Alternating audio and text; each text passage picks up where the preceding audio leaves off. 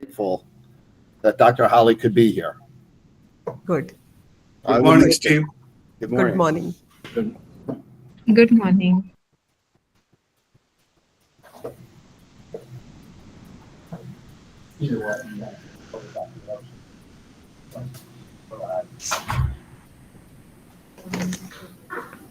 Dr. Doshi, I want you to see a familiar face. Hello. I guess is it good evening? Good evening. Good evening. Good evening to us. How are Good you morning to doing? you. How are Very you nice. doing? How are you?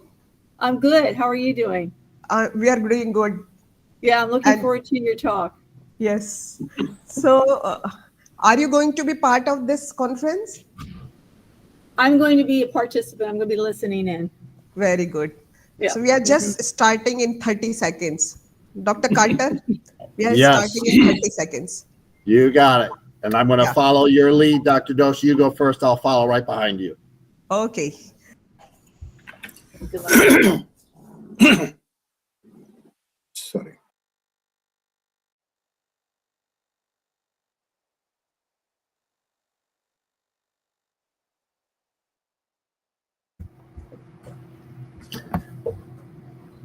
Just as an FYI, the mic is live.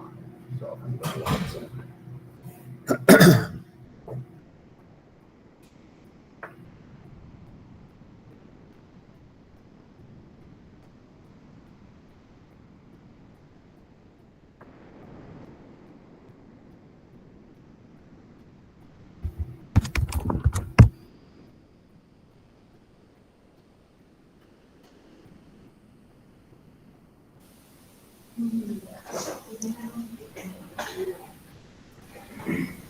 I'm starting now.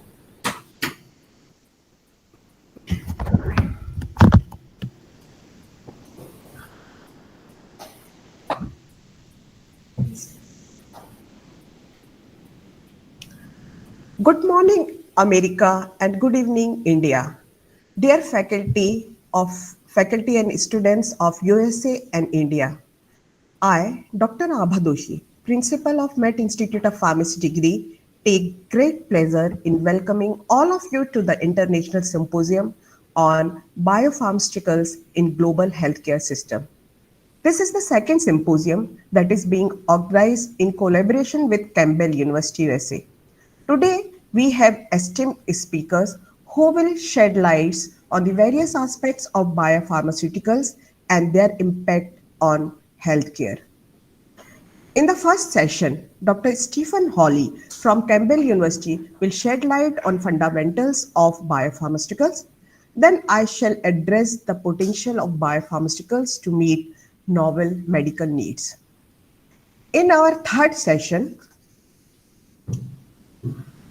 Mr. Masood Alam from Serum Institute of India will discuss about vaccine development and its public health impact in saving precious lives. The complexities faced during the manufacturing and quality control of biopharmaceutical shall be addressed by Mr. John M. Jamaging of Pfizer, USA. Then in our final session, Mr. Ranjit K. from Dr. Reddy's Laboratories Limited will discuss about the strategies and difficulties in the development of biosimilars.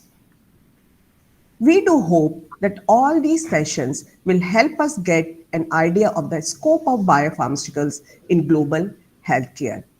Thank you. Thank you, Dr. Doshi. On behalf of Campbell University, the Department of Pharmaceutical and Clinical Sciences, I want to thank you and your team and all the participants for putting together this symposia. The symposia covers a very timely topic that cuts across national boundaries. The development of biopharmaceuticals is impacting the health of everybody around the globe. My name is Dr. Charles Carter, and I've had the pleasure of working with the Mumbai Educational Trust in the organization of our second annual symposia, and we look forward to many more in the future. I'd like to also have a special thanks to all of our speakers who not only will be presenting, but be answering questions that you may have as participants. and also an individual here at Campbell University that's helped me with the organization on our end, Dr. Molly Gupta. Please enjoy this symposia. I hope that it meets your educational objectives and your needs and furthers the development of this critical area of healthcare. Thank you very much. Thank you.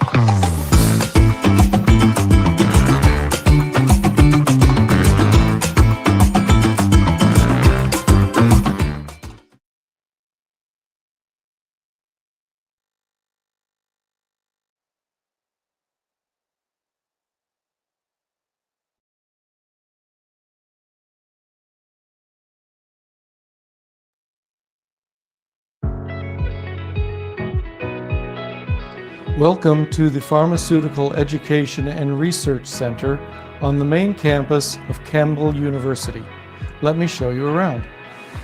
The physical building for PERC is the Pharmaceutical Research Facility, which is a purpose-built facility with a footprint of approximately 6,600 square feet. This facility was designed for research and development activities required in the pharmaceutical industry. PERC also provides extensive, hands-on, laboratory-based education, training, and experience for students majoring in pharmaceutical sciences. Utilities such as electricity, gases, heating, ventilation, air conditioning, and water systems have been designed and constructed to provide the quality setting necessary for the equipment, processes, and personnel needed to develop, manufacture, test, and package drug products. In addition to the facility and utilities, the PERC personnel and equipment are important in properly developing and testing drug products, as well as educating and training our students. Our personnel has over 90 years of pharmaceutical experience. The manufacturing equipment and analytical instrumentation is state-of-the-art. Students working, attending labs, and/or completing their research projects in PERC gain valuable real-world experience, which helps them jumpstart their pharmaceutical careers. PERC is divided into two primary areas: analytical testing and manufacturing. The analytical labs contain the equipment to test the purity and content of drug substances and drug products. In room 111, we have 3 high-pressure liquid chromatographs and a gas chromatograph. In room 113, we have the spectral equipment, including an FTIR, a UV-Vis spectrophotometer, and an HPLC coupled to a high-resolution mass spectrometer. The high-resolution mass spectrometer allows us to unequivocally identify unknowns as used in forensic science. The equipment in room 116 allows us to perform physical and chemical characterization on drug substances. We can determine the melting point of a drug as well as its heat of fusion, its water or solvent content, and the hygroscopicity of a drug. We can also determine the size of the crystal particles that make up the drug powder. In this lab area, room 127, there are many instruments which help us characterize pharmaceutical drug products and intermediates. Intermediates may be a blend of powders prior to being filled into capsules or compressed into tablets. The equipment in this lab allows us to physically test drug products according to standardized United States pharmacopoeia testing protocols. For example, tablets can be tested for disintegration time, which is the time required for the tablets to disintegrate into individual particles. We have equipment which can provide critical parameters for topical formulations such as creams or ointments, powders, tablets, injectables, etc. For example, our digital rheometer can provide various data on the characteristics of a semi-solid formulation. The manufacturing area is a limited access section of our facility. The entrance is card access controlled to ensure anyone entering has completed the required training or is accompanied by someone with the prerequisite training. In our PERC manufacturing area, we have different equipment for manufacturing various pharmaceutical dosage forms. For non-sterile dosage forms, we can manufacture tablets, capsules, emulsions, suspensions, solutions using various equipment. We have blenders for combining powders, mixers and homogenators for liquids and semi-solids, granulators for densifying powders, an encapsulation machine for filling capsules of various sizes, a rotary tablet press with various tooling to compress many different size tablets, a tablet coater, and a spray dryer to modify the physical properties of powders. Sterile products can be manufactured in our aseptic suite. Liquid products can be formulated, sterile filtered, and aseptically filled into pre-sterilized vials. If necessary, the sterile formulations can be freeze-dried in our lyophilizer to increase the stability and shelf life. Thank you for joining us on this tour. Be sure to check out our website for program details and to apply.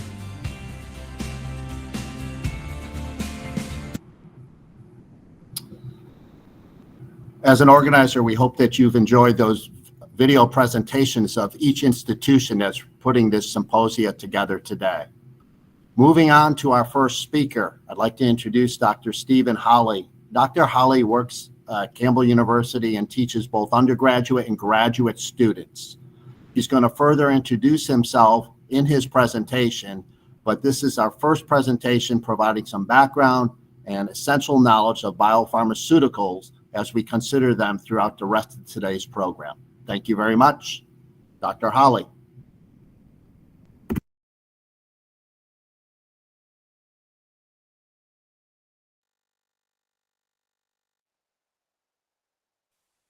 On behalf of the organizers, welcome to the Biopharmaceuticals and Global Healthcare Symposium. Thank you for inviting me to speak at this event. My name is Steve Holley.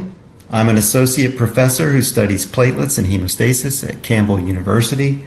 I'm also the chair of the IRB there, and we'll be talking to you today about the fundamentals of biopharmaceuticals.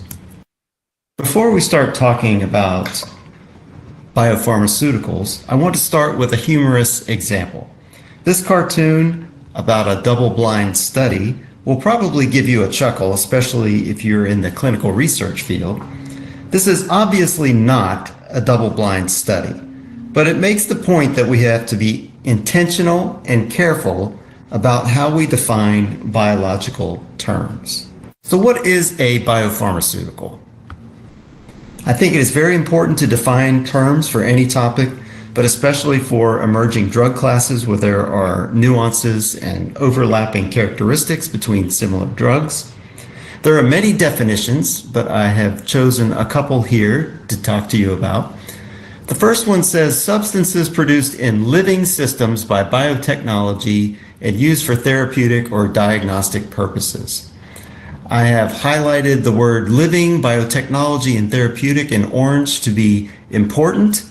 So these are biopharmaceuticals or things that are made by living systems, at least partially, through biotechnology processes and used for therapeutic or diagnostic purposes in the clinic. So the second definition down here is very similar. A therapeutic, preventative, or diagnostic entity manufactured in, extracted from, or semi-synthesized from an engineered living entity. So again, we have some words in common here. Living, therapeutic, manufactured, and biotechnology are not the same, but they're very similar. And it implies that these biopharmaceuticals have to be made by a biotechnology technology, for lack of a better word, and not through traditional types of methods. And so that leads me to my second part of the definition, to distinguish between biopharmaceuticals and biologics.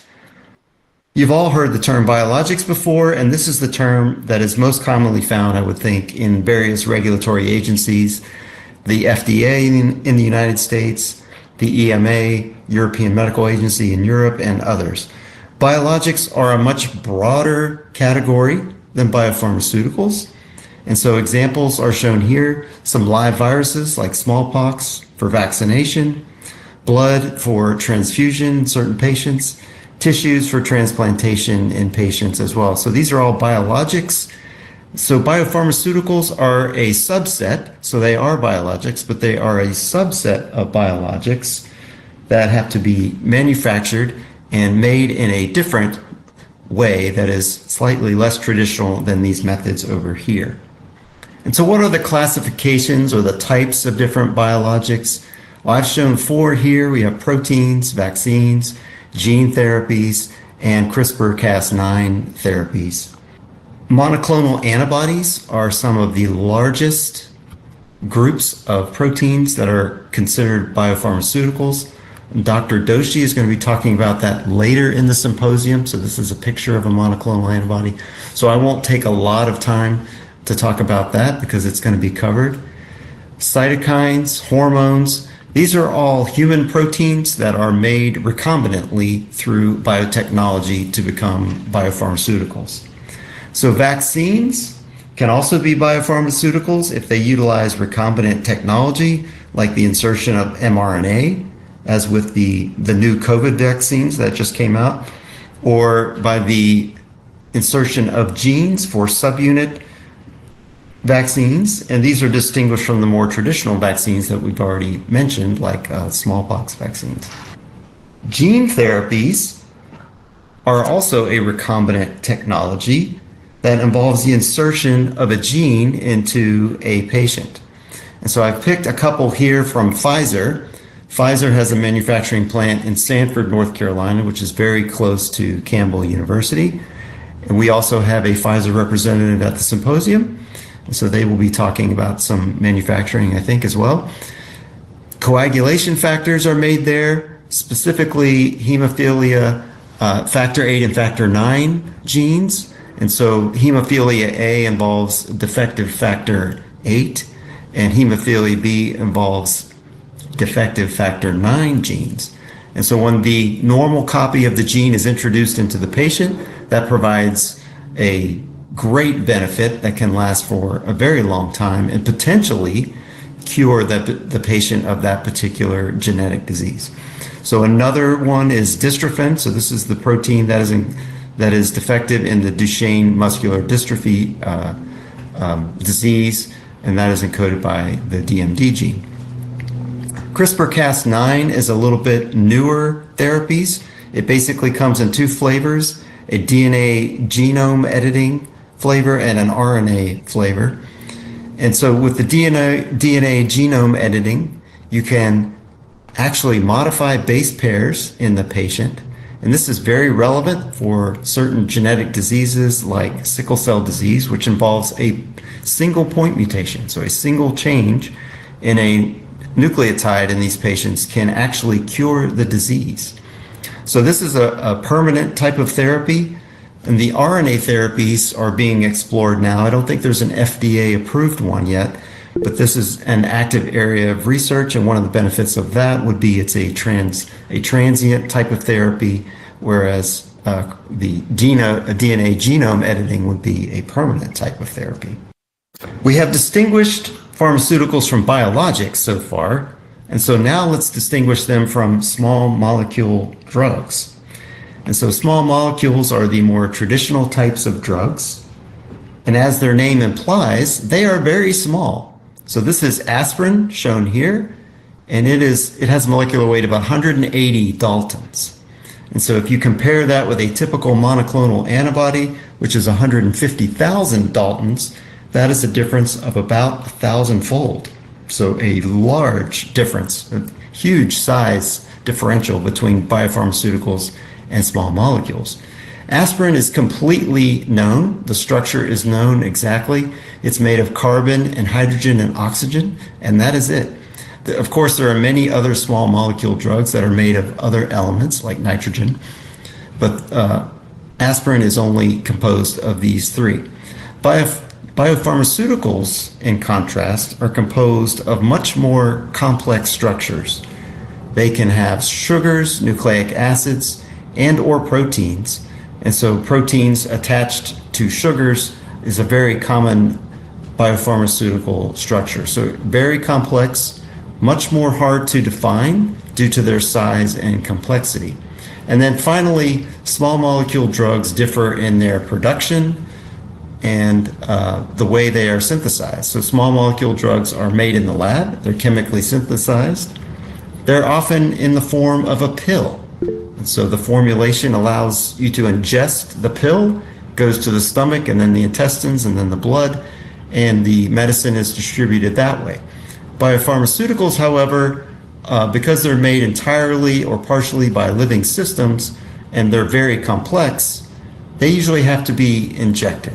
So they are not easily made into a pill form, and so you don't usually ingest them that way, and they usually have to be injected into the bloodstream in order for them to be effective. Because biopharmaceuticals come from living systems, they can be made in a variety of production systems. So I've shown 4 here: mammalian cells, bacteria, yeast, and plants. Some very common cell lines used to make biopharmaceuticals: Chinese hamster ovary cells or CHO cells. They can make monoclonal antibodies, and they can also make human growth factors like epoetin or erythropoietin, which is the growth factor that stimulates the production of red blood cells. And so one of the advantages of these types of cells is that they make very human-like glycosylations, so adding sugars in a way that a human patient or a human cell would. And they also secrete the product into the media, which allows it to be purified in a relatively easy way. Bacteria can also make biopharmaceuticals. For example, they can make human insulin. Human insulin is about 257 carbons. This is the structure of human insulin shown here. And the reason it can be made in bacteria is that it doesn't have to be glycosylated. It doesn't require human-specific post-translational modifications that a bacteria cannot do. Yeasts share some characteristics between mammalian cells and bacteria. They can secrete products into the media, like mammalian cells. They can also make certain glycosylations and post-translational modifications, whereas bacteria and yeast grow very quickly, and so they share that particular characteristic.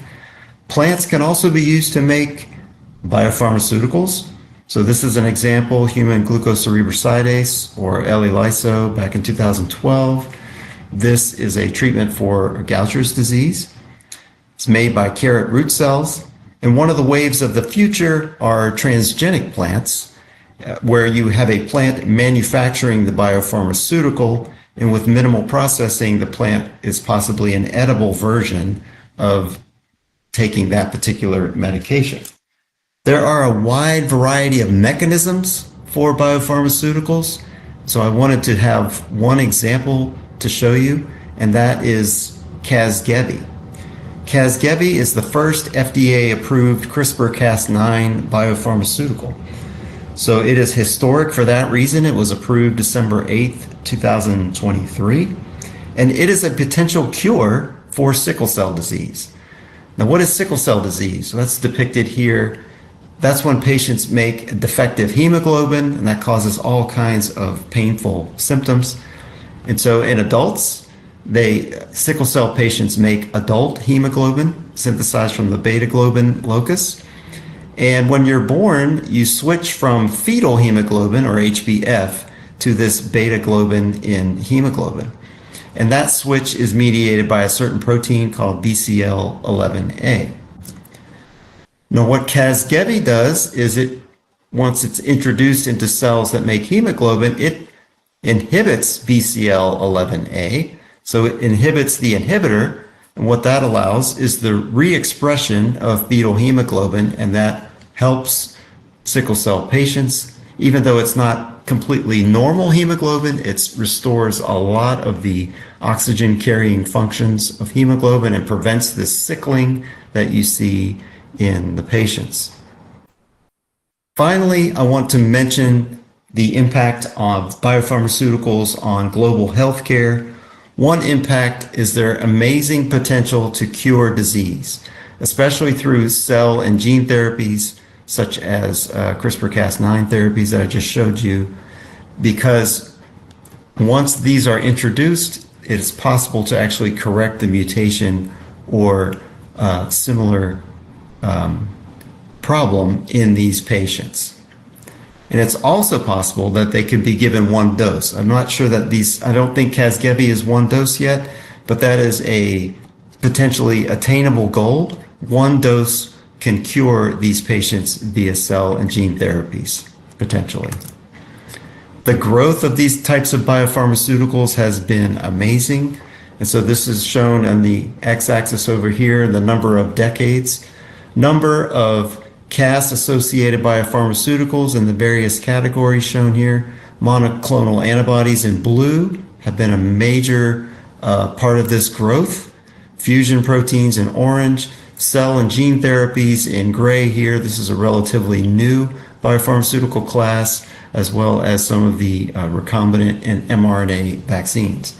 So first gene therapy, relatively new on the scene, 2017 in US. And again, this may be different years in other countries. First CRISPR therapy in 2023 in the United States. And the predicted sales of these types of drugs is predicted to increase to mirror their production over time, as shown here in this particular graph of number of Cas registered treatments. And so with that, I will stop and take questions. I appreciate your attention and look forward to interacting with you.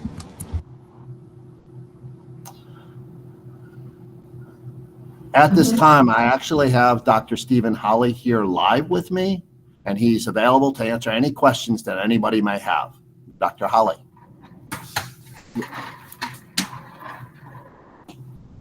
Hello. Hello, sir. Hello, sir. I am Pratham. I had a question that you said biopharmaceuticals are a lot larger molecules then the small synthetic molecules. So they are given parenterally. So what are the potential ways through which we can improve their pharmacokinetics and the stability? Oh, that's a great question. They are so big and complex that right now we haven't really been able to formulate them into a pill. There might be some examples of that, but I'm not very familiar with those. So that's really a formulation question. I think that's going to depend a lot on their ability to survive extreme pH changes. So your stomach obviously is very acidic, and so you have to worry about the drug surviving that kind of environment. And so most likely, and again, I'm not a formulation expert, but most likely you would have to reduce the structure to some sort of pH stable structure, which may mean making it smaller and getting down to the very necessary components. Like if you were to compare this to a small molecule, you'd be talking about the pharmacophore, the active part of the molecule. And so if you could potentially do that with a biopharmaceutical, then you might be able to put it into a pill form.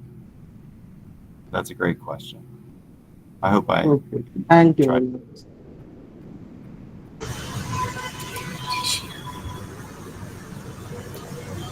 Hello, sir. Hello.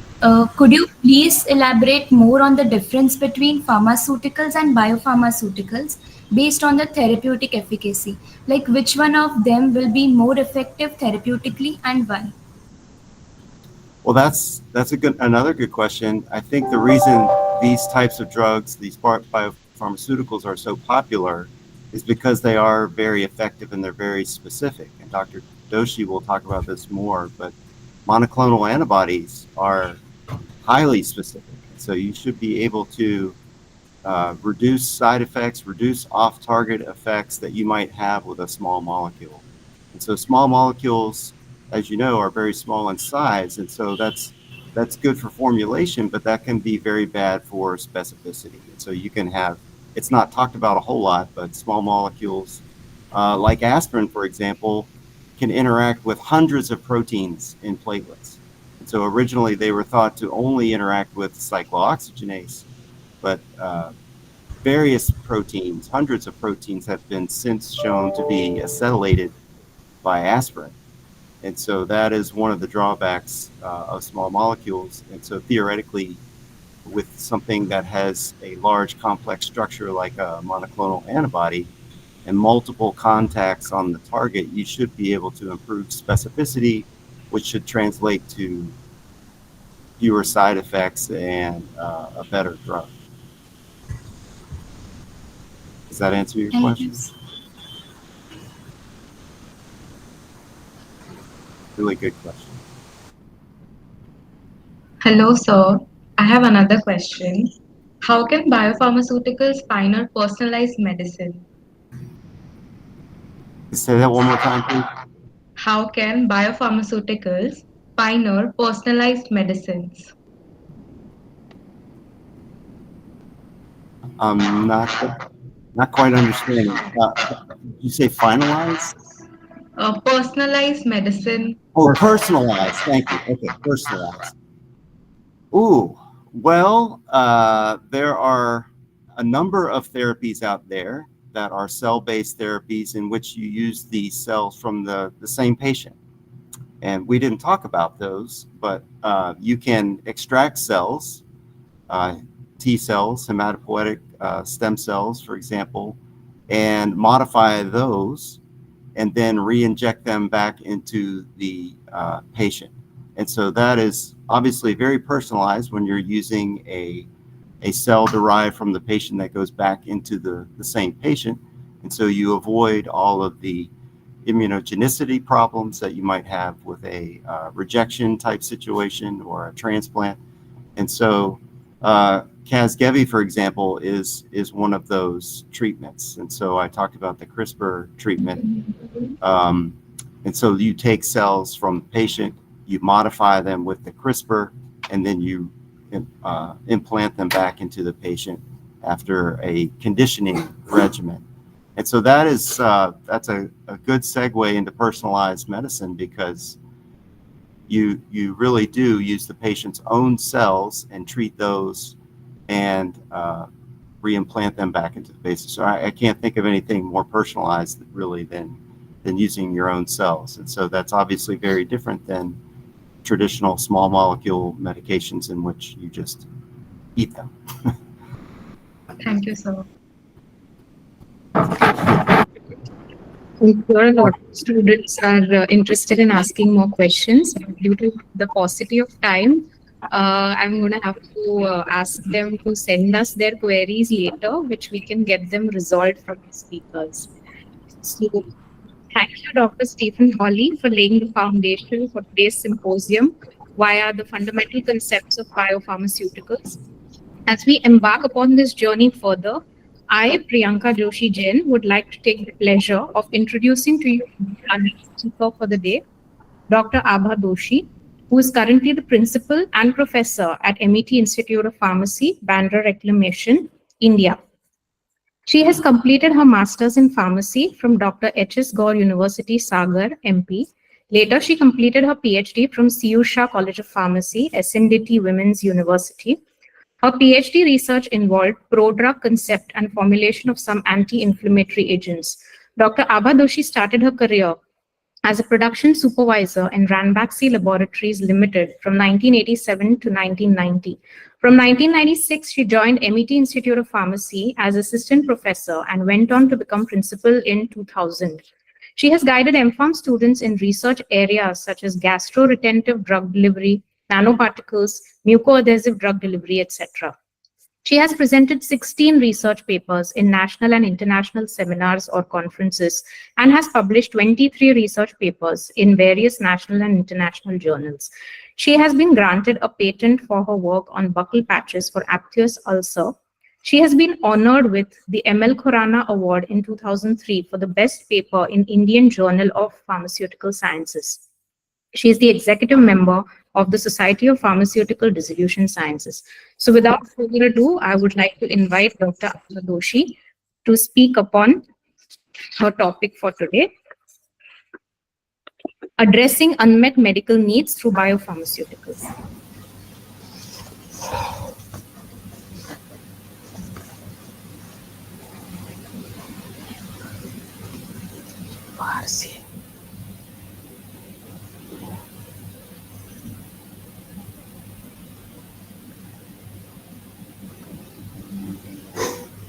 I'm not seeing, क्या?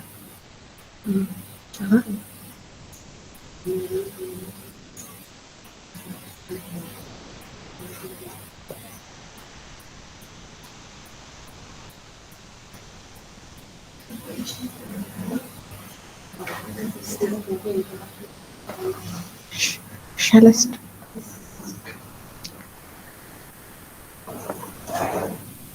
Good morning, America, and good evening, India. Today, I'm going to speak on biopharmaceuticals in general, but specifically monoclonal antibodies. Biopharmaceuticals are special therapeutic agents which are produced by modern biotechnological techniques. Over the time, they are gaining popularity in treating various diseases or conditions with less side effects and more efficacy, as they have high specificity. They are used to treat complex diseases, and so they are in great demand. There is a potential for personalized medicine where specific care for the patient could be offered based on the particular genes, proteins, or other substances. Biopharmaceuticals are in great demand and they are technologically advanced. But as with the good things, there are always few challenges associated with that. The formulation and handling is very specific and time consuming. As well, the products do not have good stability. The causes of instabilities are deamidation, isomerization, hydrolysis, oxidation, and denaturation. Beside the major class of four classes of the biopharmaceutical products are recombinant protein therapy, antibody therapy, cell therapy, and gene therapy. The key emerging areas in the biopharmaceutical industries are genomics, immuno-oncology, and personalized medicine. With the help of the artificial intelligence, the drug discovery process accelerates, which reduces cost. So the future of biopharmaceuticals is artificial intelligence. Beside other diseases, cancer treatment is the most challenging one. With chemotherapy, antibody therapy is the preferred line of treatment for most oncologists. Antibody therapy could be used in two ways: immunotherapy and targeted therapy. Immunotherapy is primarily used in cancer. So, apart from using it to treat autoimmune disease and disorders, immunotherapy is primarily used in cancer. It is generally used to fight advanced cancer or cancer which has not been responded to other treatments. And there are three main types of the immunotherapy: monoclonal antibodies, checkpoint inhibitor, and cytokines. Immunotherapy is a type of cancer treatment that helps our immune system to fight cancer. The second way of treatment by the antibody therapy is targeted therapy. And this is a type of treatment that uses drugs or other substances to target specific molecules that cancer cells need to survive and spread. It interferes with specific proteins that help tumor grow and spread throughout the body. Two most common types of the target therapies are monoclonal antibodies and small molecule inhibitors. The main difference between the target therapy and immunotherapy is that target therapy aims to inhibit molecular pathways that are critical to tumor growth and maintenance, whereas immunotherapy stimulates a host response for cancer cell destruction. Immunotherapy does not work for everyone. It works for some cancer than others. While they can be miracle for some, they fail to work for all patients. So the overall response rate is about 15 to 20% for immunotherapy. So the target therapy works best and it gives the better result. Monoclonal antibodies are used for the immunotherapy as well as target therapy. Monoclonal antibodies are known as MAB, that is MAP. So monoclonal antibodies are used in immunotherapy as well as target therapy. Around 100 monoclonal antibodies have been approved by US FDA for various cancer and non-cancerous indications. Antibodies are found naturally in our blood and help us to fight infection. Monoclonal antibodies mimic natural antibodies, but they are made in the laboratory. Monoclonal means all one type. In monoclonal antibody therapy, lot of copies of one type of antibody. Monoclonal antibody resemble Y letter, having antigen binding site and the variable region. All monoclonal antibodies have names that include MAB, MAP, at the end of their generic name, like trastuzumab or pertuzumab. MAP work by recognizing and finding specific proteins on cancer cells. Each MAP recognizes one particular protein only. So different MAPs are available to target different types of the cancer. The advantages of using antibodies in monoclonal antibodies in target therapy. Precision medicine, they directly reach to the target, so no damage to the healthy cell. As it is more effective and long-lasting response, there is an improved outcome, and MAP can be tailored or designed as per individual requirement. So the personalized treatment is possible for individual specific cancer as per their need. But with the advantage, there are few challenges attached to it. Manufacturing time and the cost is the main challenge, and MAB are not easily available, so limited accessibility. Apart from that, the development of resistance to particular MAB is a major drawback to this type of the therapy. There are many applications of the monoclonal antibodies in the diagnostic area and the therapeutic. As a diagnostic agent, they are used in the diagnosis of pregnancy, cancer, hormonal disorders, and infectious disease. But they are mostly used as a therapeutic agent, where they can be used directly as therapeutic agent to treat cancer and as immunosuppressant during organ transplantation. They are used as targeting agent in therapy, as immunotoxin for the treatment of cancer, and as immunocon and in drug delivery. Some MABs had drug or radioactive substance attached to them. The MAB, which are used as a ligand or the carrier, so that MAB finds the carrier cell and delivers the drug or radioactive substance directly to them. These are called conjugated MAB. They can also be used for protein purification, and they can have other applications also. So the various types of the diseases treated by the MAB, monoclonal antibodies, apart from cancer, organ transplant during organ transplant rejection, inflammatory and autoimmune disorders, infections including COVID-19, osteoporosis, eye condition, migraine, and high cholesterol. Now I'm going to show you the video which gives you an idea how monoclonal antibodies treat cancer. Block, flag, deliver. How monoclonal antibodies treat cancer. Antibodies are molecules that our bodies make to help fight germs. Monoclonal antibodies are similar molecules that are made in laboratories and are used by doctors to find or treat cancer and other diseases. This video explains what monoclonal antibodies are and a few ways they're used to treat cancer. Antibodies are Y-shaped molecules that attach tightly to a target.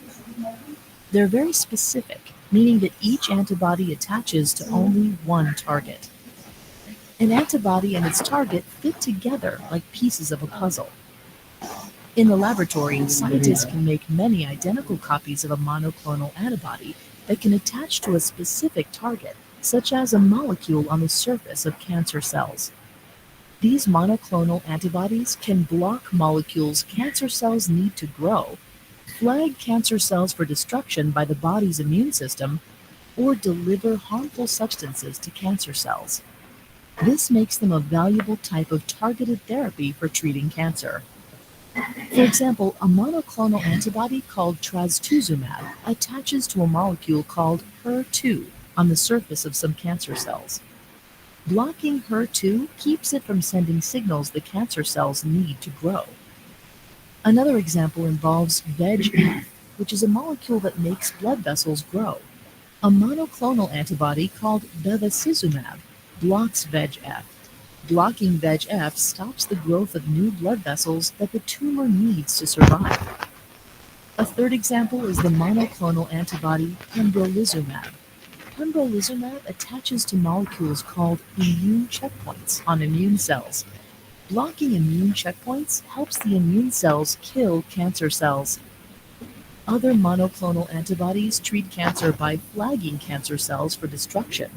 For example, when the monoclonal antibody rituximab attaches to a molecule called CD20 on cancer cells, it acts like a flag for immune cells.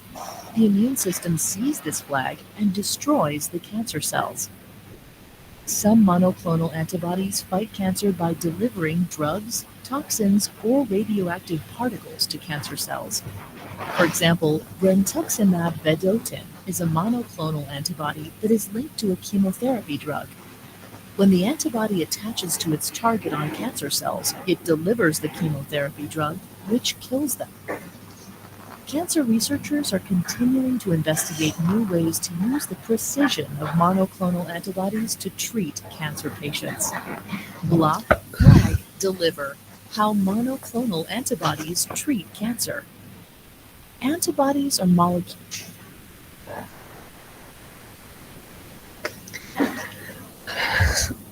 So in 1997, rituximab was the first MAB used for the treatment of low-grade B-cell lymphoma.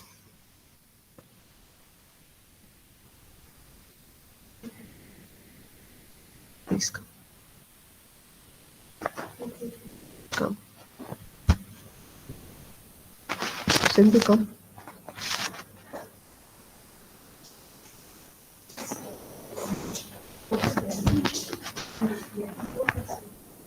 Slide share. Slide share. In 1997, rituximab was the first MAB used for the treatment of low-grade B-cell lymphoma. Some monoclonal bodies mark the cancer cell so they will be better seen, and then they are destroyed by immune system. Some can directly stop cancer cell from growing. Here I'm going to discuss the example of trastuzumab and pertuzumab.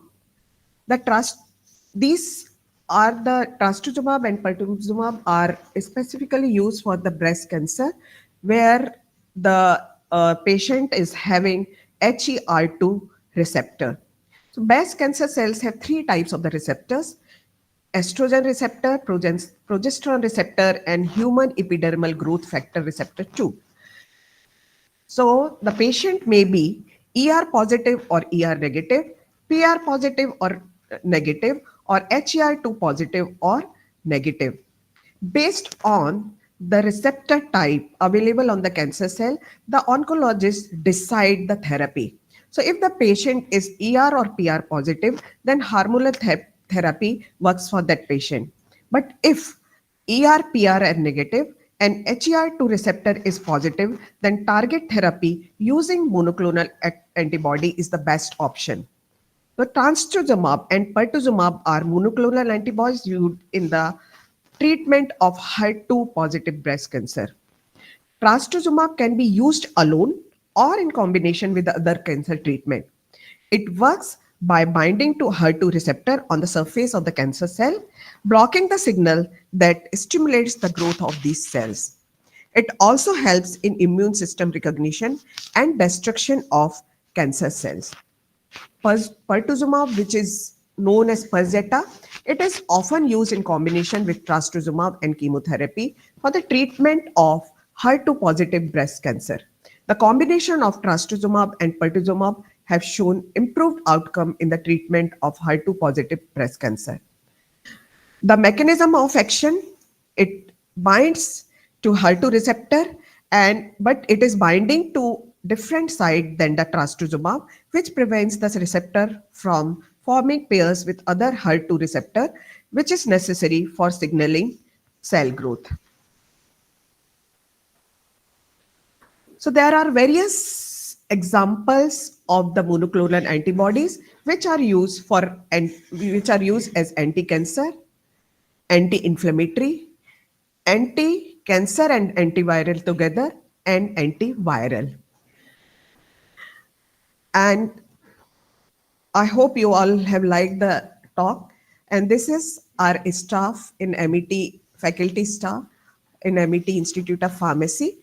And this is MET in Mumbai, India.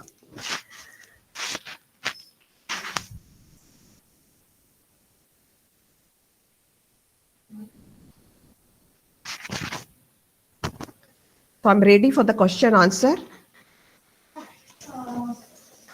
Less time. Hello. I have a question is as to what is the difference between targeted therapy and immunotherapy? In the targeted therapy, the specific protein or receptors are blocked by the antibody, which inhibits the molecular pathway for tumor cell growth. Whereas in immunotherapy, they stimulate our immune system, which helps in the destruction of cancer cell. Okay. Thank you, ma'am. There's an echo.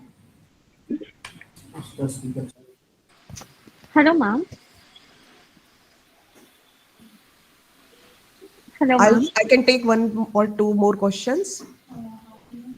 Only Ma'am, one am I question. audible? Yeah. Ma'am, as you say that the drug can be conjugated with monoclonal antibody, what are the examples of antibody drug conjugates? As you might have seen in the video, few antibody drug conjugates have been marketed for oncology therapeutic.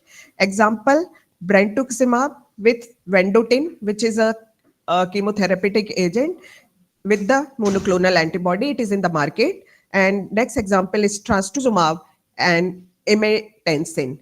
So these are the combinations, and these are known as conjugated MAB, where they are the drug MAB are helping in targeting the drug to the or the chemotherapeutic agent to the specific receptor on the cancer cell.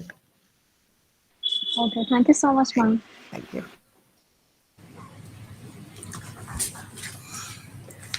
Hello. Hello. Am I audible? Okay.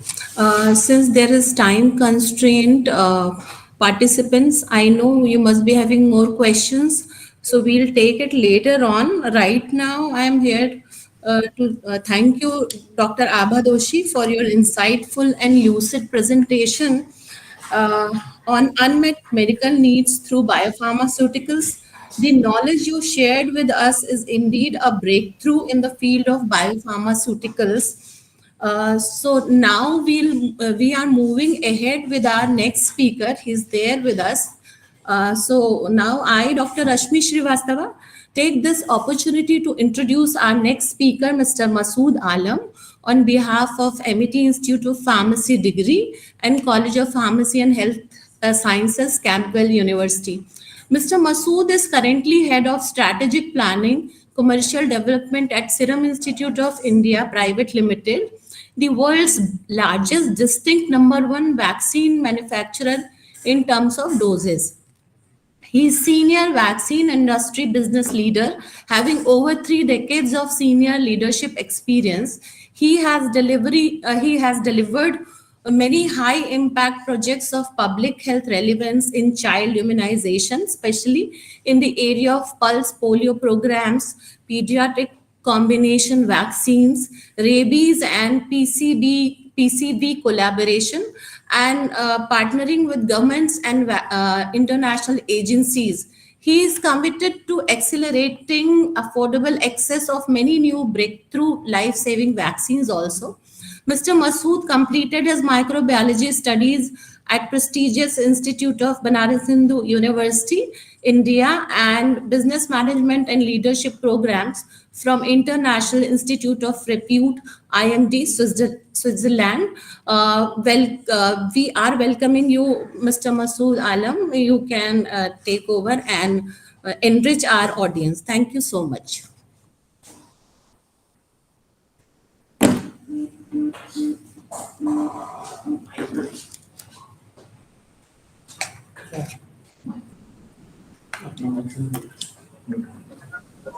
Okay. Unmute Mr. Masood. Yeah. Camera also.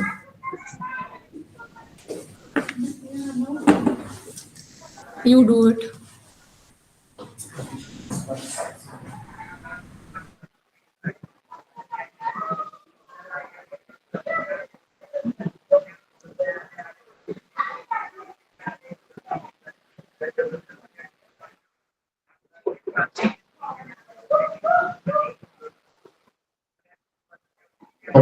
Mr. Masood Alam, you will have to turn on your microphone. The rights are given.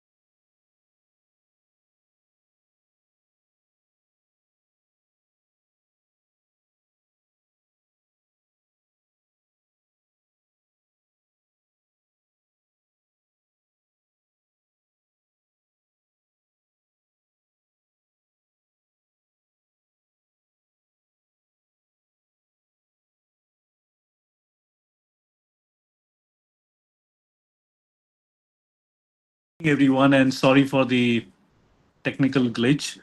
I'm sure you all have my presentation, so can I move to the first slide, please?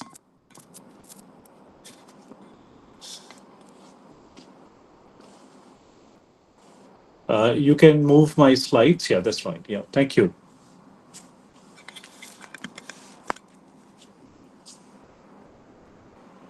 So, first of all, thank you so much for the invitation from the Serum Institute, and my apologies for the technical glitch.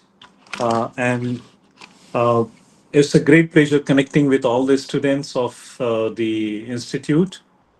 Let me spend about 15 to 20 minutes explaining about the vaccine all of you have been exposed during your course. And also, I'm sure you must have experienced the whole COVID pandemic period about the vaccination and the whole hype created during the vaccination period then.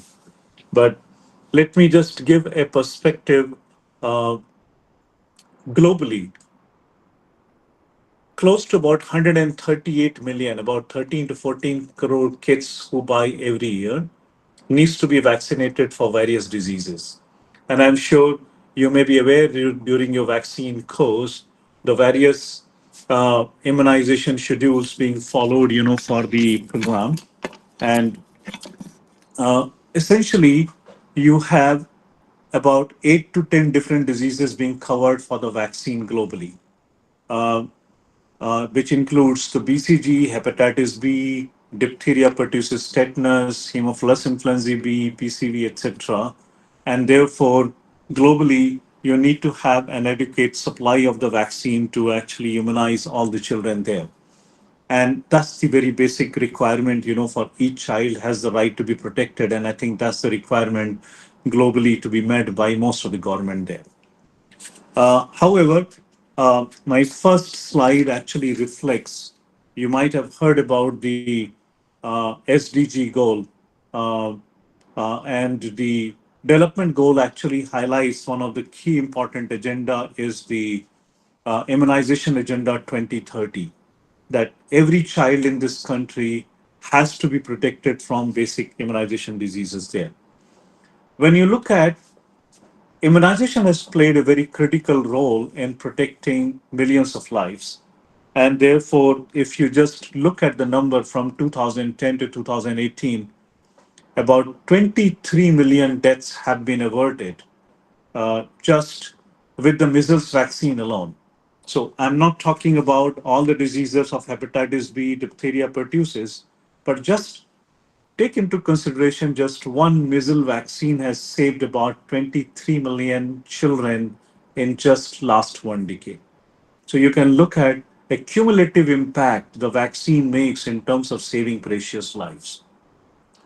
And today we have more than 20 life-threatening diseases which can be prevented with the immunization. And many of the vaccines which are newly introduced are pneumococcal conjugate vaccine. You have a rotavirus vaccine, which is preventing children from the rotaviral diarrhea. You might have seen a lot of social news on the human papilloma virus, which actually protects the women and girls from the cervical cancer and many other cancers associated with it. You have a typhoid conjugate vaccine, you have a cholera and meningitis. So there is a whole plethora of vaccine which is available now.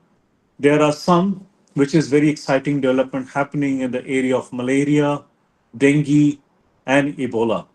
And all these are quite in a pandemic nature and can actually be very devastating. You have very promising vaccine coming for RSV. You have a tuberculosis vaccine coming up, and you have got a universal influenza vaccine coming up. So these are pretty exciting development happening to prevent people before the disease happen. And I think that's the role vaccine plays, and a significant role it plays. But what's happening that vaccines are not readily available. It is unevenly shared globally. So the countries which have got resources and fund actually have the access of the vaccine, but majority of the country in the low middle income countries and in the middle income countries do not have enough resources to provide the vaccine to the entire community. And that's where the divide comes in. That's where the share of unequal distribution comes into place. And this is where, as an Indian manufacturer, as a Serum Institute of India, we are playing a significant role. And I will actually highlight some of more information as we progress. The cause of low vaccine access by most of the low middle income countries and the middle income countries is because of the various factors. One is the local manufacturing, also is affordability and price, which actually restrict the vaccines not being made available there. And I think that's a major concern. If you look at, as of today, globally, there are 20 million children who do not receive any vaccine at all, and they are called zero dose children. And then you have more than 20 million children who do not receive a full course of vaccine. This is called partially vaccinated children. So you're talking of 4 to 5 crore children every year are deprived of the basic vaccine which they should be prevented from. And if just one vaccine can save about 23 million lives, you can imagine we are talking about millions of lives being saved. And that's the gap, and that's the disparity today exists, that large number of country, about more than 80 to 100 countries, do not have enough resources and the fund to actually provide the access of the vaccine there. From the India, there are multiple manufacturers, and from the developing vaccine country, there are multiple manufacturers who are producing a high quality global standard vaccine, but very affordable.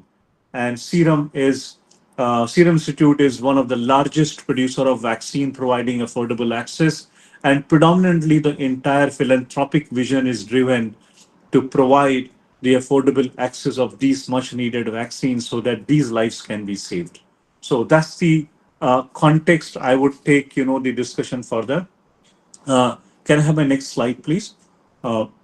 This slide actually talks about 10 manufacturers who are contributing to 70% of the global supply of vaccine.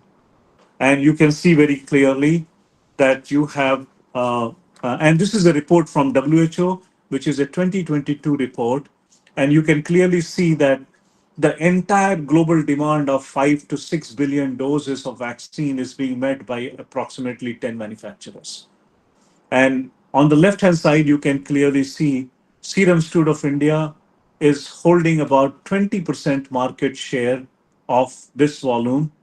And while the value market share, you look at the right side of the chart, you can clearly see that our market share is 2%, while the volume market share in terms of doses, we supply about 20% of the global vaccine in this report. That shows very clearly that as a Serum, we are providing the vaccine which is at a real affordable cost to the country which needs it the most, and that makes us the biggest, largest producer of the vaccine there. You can see there are certain manufacturers in the grid, and they have a lower market share of 3%, 4%, but their value market share is about 20%, 22%. And that shows the disparity in pricing because those supplies are being made of a WHO pre-qualified standard, most to Europe and US, but we are actually trying to supply it across the globe to the low middle income country and the middle income country so that every single country and every single individual have the access to the vaccine. Just to give a parallel to, we all experienced this during the COVID pandemic, that people were just chasing to have the COVID vaccine. The countries were wanting to purchase, but they have not had an access to vaccine. And all the multinational companies or the global players, they had their own priority for the country, which was providing the best pricing for the vaccine was getting supplied there. And many of the low price, low middle income countries were left in the lurch because they could not get an access to. So affordable access of a vaccine plays a very, very important role. And also it plays a very important role in terms of the size you manufacture and the kind of quantity you manufacture there. So this is one example. Let me go back to the next slide. And here you see this supply is a lot along with the other vaccine, along with the COVID vaccine. And you can see between Serum Institute and Pfizer, our market share is almost the same. My apologies. 15% for Serum and 16% market share for Pfizer, just as an example I'm quoting. But you look at the value market share, is almost close to about 30, 30% value market share of $141 billion vaccine versus Serum Institute of India at 4%. That shows that the vaccine was really provided at an affordable cost.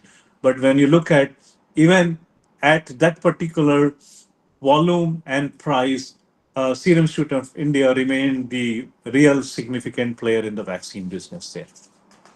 I will move to the next slide, and just to give you a flavor.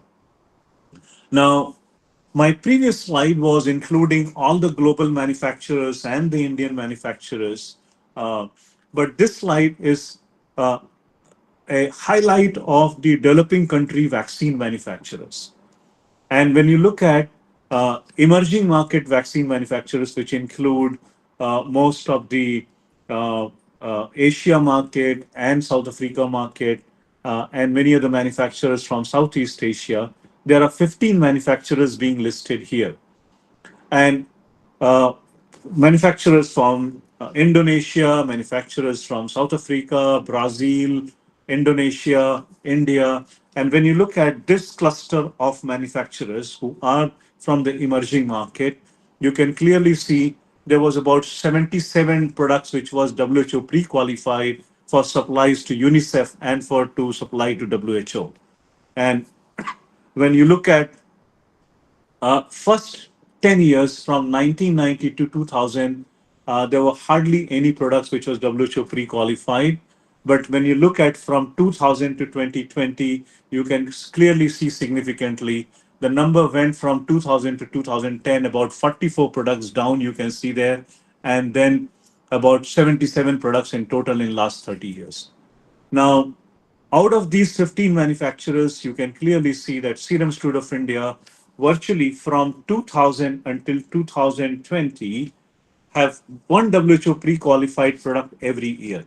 It means the company really accelerated its technology development, its technology, different kind of technologies of producing the vaccine of a global standard. And we have almost now, as of today, 28 WHO pre-qualified products, which is the largest produced WHO pre-qualified products by any single manufacturers. So the slide talks about 26, but in the last 2 months, we have got 2 more WHO pre-qualifications. As of today, we have about 28 vaccines, which is procured by international agencies like UNICEF and WHO. When you move to the next slide, this tells you what we are producing at Serum and the technology what we produce. You can see there's a bacterial vaccine which is being produced of a very different nature. You have a combination vaccines, which is a combination of bacterial and viral vaccines. You have a polysaccharide conjugate vaccine, and you have got recombinant vaccine, and then you have got a viral vaccine and influenza vaccine there. So it's a pretty large portfolio. And when you look at and a very different technology, and we are the largest producer of conjugate vaccine like pneumococcal conjugate vaccine, rotavirus vaccine, etc. Now, when you look at the capacity, what we produce is about 4 billion doses. So it's a pretty large volume. You're talking of a 4 million doses volume, which is what we produce as of now. And we are very proud to say that there are newer technology vaccines like malaria, like tuberculosis, and like HPV vaccine for the global export is coming up. So we are very proud to being an Indian. From the Indian scale, we are providing almost close to 170 countries. Almost 65% of children in the world, they receive Serum Institute of India vaccine. And almost every single child in every single country is receiving Serum Institute of India vaccine. So we are very proud of our contribution. Most of the countries' national immunization program runs with Serum Institute of India supplies and technologies what we provide there. Next slide will highlight one of the paper which got published in 2022, which talks about the impact Serum Institute of India 3 vaccines have made. This paper only compiled our measles vaccine, our meningitis A vaccine, and our rubella vaccine. As you know, that rubella vaccine is the measles, mumps, and rubella, which is given to the children, and is talking of rubella. And you have meningitis A, which is causing in children a very severe meningitis, and the one for measles. This itself has contributed to saving close to $140 billion of resources of averted illness of $140 billion, which is a very large number. $140 billion is pretty large sum of what the kind of cost of illness has been averted because of the Serum Institute of India supply. When you look at the number of deaths averted is about 5 million, 50 lakh people. I mean, if you look at those vaccines were not supplied, perhaps these many people would have died with the disease there. And that's the contribution, what we are making. And this is just to quantify and put you in a perspective that what's the kind of impact we are making, when we are supplying these vaccines there. The numbers are pretty large. Averted number of cases. You look at on the left side is the number of millions cases, and number of meningitis cases averted, etc. is pretty large. It is all driven with a very philanthropic approach of the owner, Dr. Cyrus Poonawalla, and our CEO, Mr. Adar Poonawalla. They are very committed to, even if we have a monopoly, we do not charge the premium pricing for our product, and we supply the prices at the affordable pricing there. And the next slide, just to give you a little perspective that one pandemic is over, but it is estimated that there would be many likelihood of many other pandemics coming on the way. And there could be a potential risk of disease X coming up. There could be an Ebola. There could be many other kind of, diseases coming up. And Serum has already prepared a large capacity where we can produce between 5 to 10 billion doses of vaccine, which could be of an mRNA technology, which could be of a live attenuated vaccine, and which could be an inactivated virus. So as a company, having done a large contribution in the pandemic space, we are also very open and looking forward to being very ready for in the even unforeseen eventuality. If something happens, we are prepared for this. Next slide will give you some of the diseases which will highlight many stockpiling. There could be an outbreak. There could be an epidemic. There could be not be a pandemic, but there could be an outbreak of diseases like Ebola. You have heard about yellow fever. You have heard about Lassa virus. So these are all various viruses which we are preparing for the stockpiling in the case of there is a pandemic there. And therefore, as an organization, we are ready for in eventuality of a pandemic or an outbreak happens. We are actually ready for supporting all those initiatives to the government there. All this is possible primarily because of next slide. You can talk about Dr. Cyrus Poonawalla and Mr. Adar Poonawalla, who are very clear and committed to provide the affordable access, global standard, high quality, high technology vaccine, but very committed to providing the large impact and saving precious lives across the globe. I think that's the kind of a flavor I wanted to give it to you. But if there are any questions, I'm very happy to address. And this is a backup slide. I mean, this is fine, but I'm very happy to, have any questions there. And my apologies for a little glitch on the not logging in. Good evening, sir. Good evening. I have one question. Yes, Can you please. discuss any initiatives or partnership aimed at increasing access to these vaccines in low resource or undeserved communities? Hi, Dhanshi. Excellent question. I think, you might have heard about globally, there are many organizations like the Global Alliance for Vaccine Initiative, Gavi from Gates, Bill and Melinda Gates Foundation. You have PAHO, which is for the Pan American Health Organization for Latin America. We work very closely with UNICEF. We work very closely with all the governments across the globe, including the governments, where we provide a most affordable vaccine. I mean, today Serum stands for a parallel drawn to a cup of a tea or a cup of a coffee is more expensive when you go to a cafe coffee day versus your high technology vaccine, which is like, for example, you look at the COVID vaccine. I think it was the most economical vaccine globally, what we produced and supplied worldwide. So we work across globally large organizations, and we have various programs running with them on advanced market commitment, very committed prices, etc. You might have heard about a pneumococcal conjugate vaccine, what is supplied to Government of India here for children's pneumonia program. Close to about 70 to 80,000 children were dying, until say 2015-16, when government decided to introduce this program, and we supply it less than $2. So that's the kind of commitment what we have, and and there's a pricing commitment we have to all international agencies. Thank you, sir.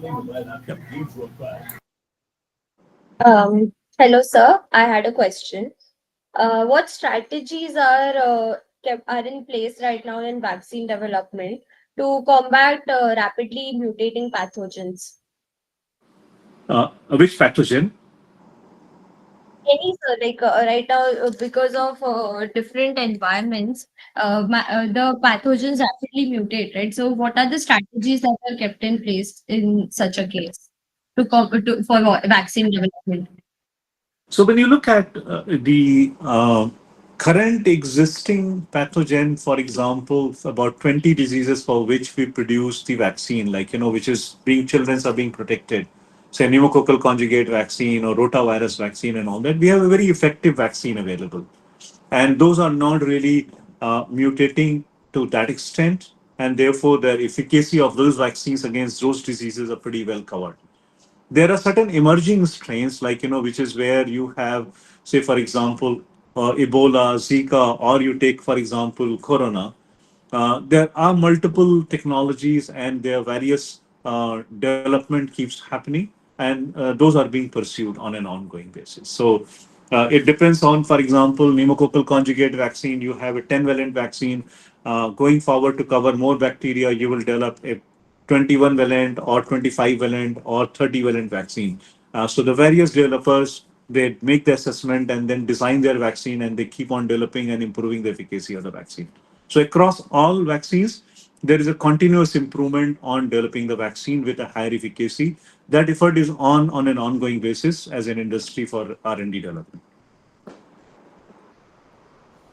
Thank you so much, sir. Yeah.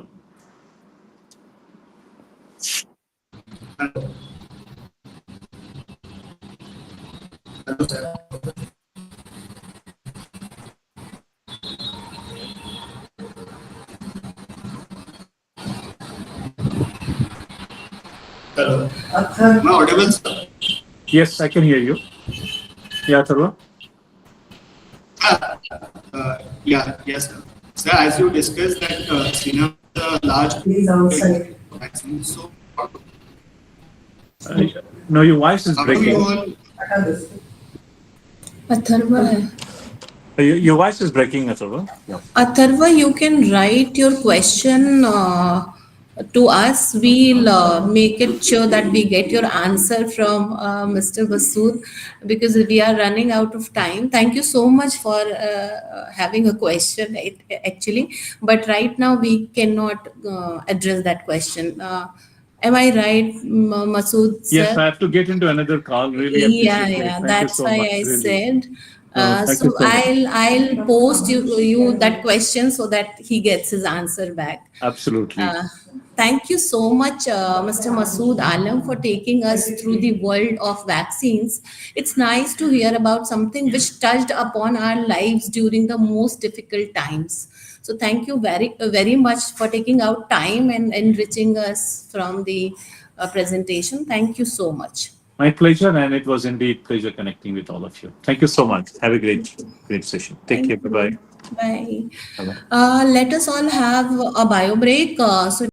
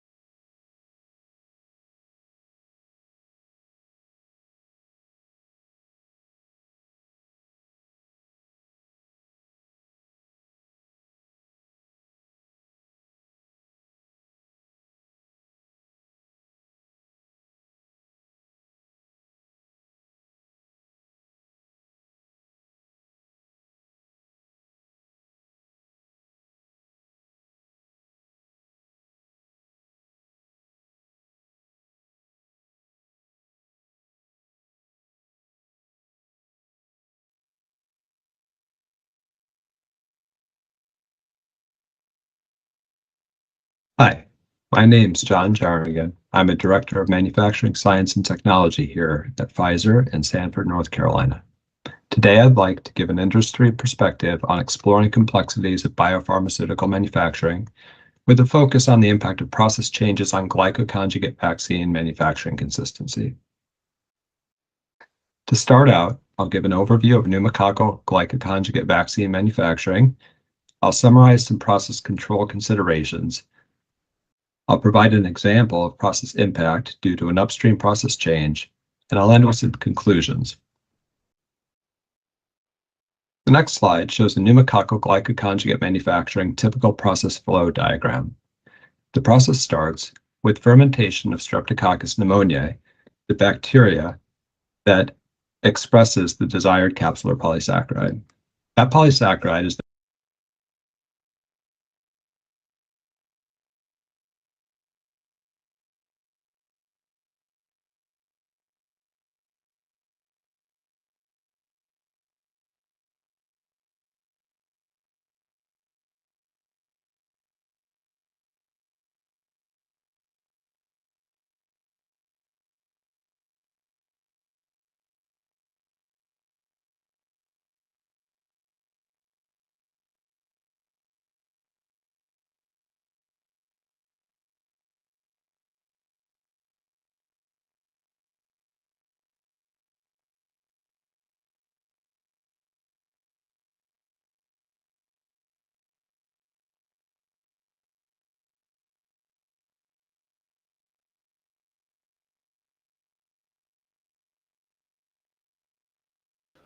I think there is a technical glitch. I think I'll restart the video again.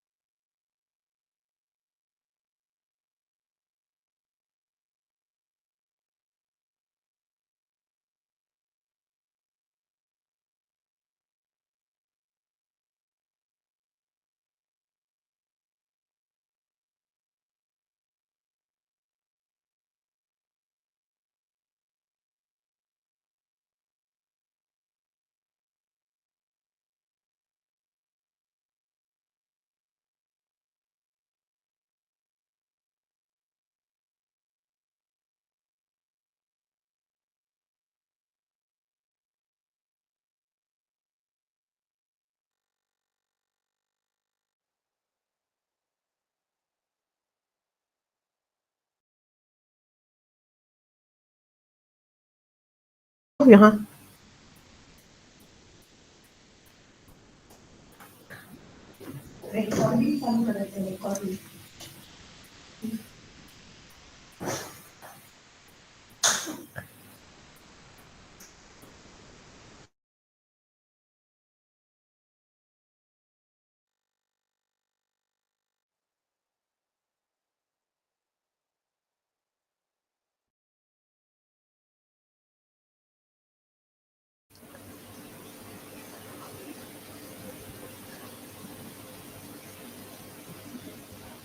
there's some practical technical problem, so we are restarting it. Hi, my name's John Jarnigan. I'm a Director of Manufacturing Science and Technology here at Pfizer in Sanford, North Carolina. Today, I'd like to give an industry perspective on exploring complexities of biopharmaceutical manufacturing with a focus on the impact of process changes on glycoconjugate vaccine manufacturing consistency. To start out, I'll give an overview of pneumococcal glycoconjugate vaccine manufacturing. I'll summarize some process control considerations. I'll provide an example of process impact due to an upstream process change, and I'll end with some conclusions. The next slide shows a pneumococcal glycoconjugate manufacturing typical process flow diagram.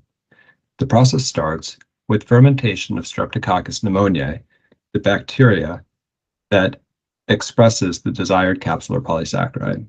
That polysaccharide is then purified and subjected to chemistry to reduce the molecular weight and/or remove O-acetyl or pyruvyl keto groups as necessary prior to being activated and prepared for conjugation. The activated polysaccharide is purified. In parallel, the carrier protein is also subjected to fermentation to grow up the protein quantity needed for conjugation. The carrier protein is purified, and the carrier protein and the activated polysaccharide, are subjected to bioconjugation chemistry to create the desired glycoconjugate drug substance. After conjugation reaction, there's a capping reaction to remove unreacted aldehyde groups that may still be present on the polysaccharide, followed by purification of the conjugate drug substance. This slide shows the typical glycoconjugate chemistry used in manufacture of pneumococcal conjugate vaccines. The polysaccharide contains vicinal groups, which are the site of partial oxidation using sodium metapriodate.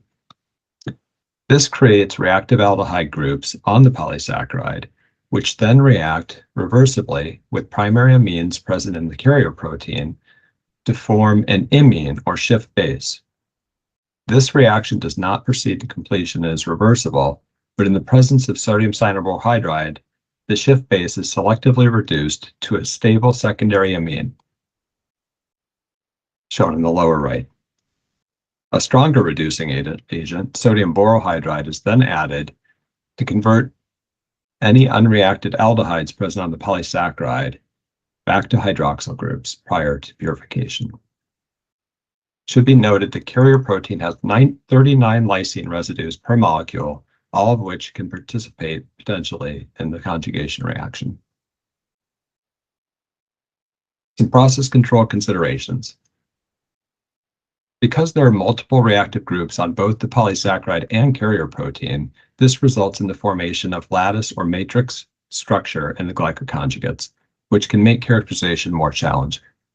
On the right are some examples of cases where there may be a single reactive group on the polysaccharide, shown in blue, reacting with multiple reactive groups on a carrier protein, shown in yellow, or at lower right, multiple reactive groups on the polysaccharide reacting with a single reactive group on the protein.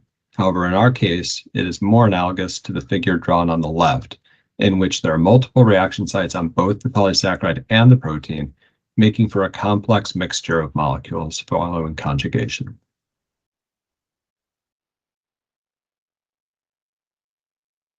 Additionally, there's no licensed potency assay that could provide a surrogate for clinical performance, and as a result, from a regulatory perspective, the licensed process is the product.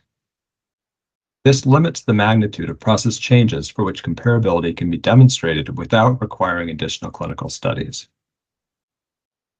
The manufacturing process also may include complex media and other raw materials, which are also inherently variable. Additionally, this glycoconjugate vaccine has a complex supply chain in which the above fermentation, purification, and conjugation steps must be independently performed for each of multiple serotype antigen drug substances, which are then combined during drug product formulation. The purified polysaccharide and carrier protein intermediates additionally may be held for up to or over 1 year prior to conjugation, and thus observation of any downstream effects from process changes in these intermediates may be delayed. Therefore, process understanding is critical to make process adjustments in response to process variability and to ensure product quality. Now I'll provide an example of a change to the conjugate carrier protein process, which had an unexpected impact on one of the many drug substance conjugates used in drug product. In this case, the control chart shows one of the quality attributes for the conjugate drug substance on the y-axis, with the specification limits for release testing shown in red. And on the x-axis are individual drug substance conjugate batches. The carrier protein process is color-coded, with process A, the original process, shown with closed blue circles. Process B, after a process change, is shown in open purple circle icons. And process C, after introduction of another process change, is denoted by the open purple squares. As can be seen, the upward shift in this process parameter, or this quality attribute, I should say, occurred with the process change in the carrier protein concurrently from process A to B. And then we had an out of specification result for one of the batches using process C. Out of specification result resulted in a manufacturing investigation in which statistical analysis of manufacturing batch data was performed and several additional correlations were identified. One correlation was with the native polysaccharide residual impurity levels, one was with conjugation batch size, one was with the above described carrier protein intermediate manufacturing process changes, and finally there was a raw material change. All potential root causes were subsequently ruled out by laboratory small-scale conjugation studies with the exception of the carrier protein intermediate manufacturing process changes. This slide shows the correlation between the carrier protein buffer concentration, which was measured under the investigation, and the conjugate quality attribute question. This is actual manufacturing data, and as can be seen, process A consistently had a higher carrier protein buffer concentration and a conjugate quality attribute results nearer to the center of the specification range, which is desirable. Process B is clustered closer to the specification limit, but not above, and is bracketed by carrier protein buffer concentrations for process A. Process C has carrier protein buffer concentration outside the experience for process A, and is correlated with at or above specification results, which is undesirable from a product quality standpoint. To confirm the correlation observed in the manufacturing data, material from the carrier protein processes A and C were adjusted to different buffer concentrations prior to conjugation in MSAT using a laboratory scale process model.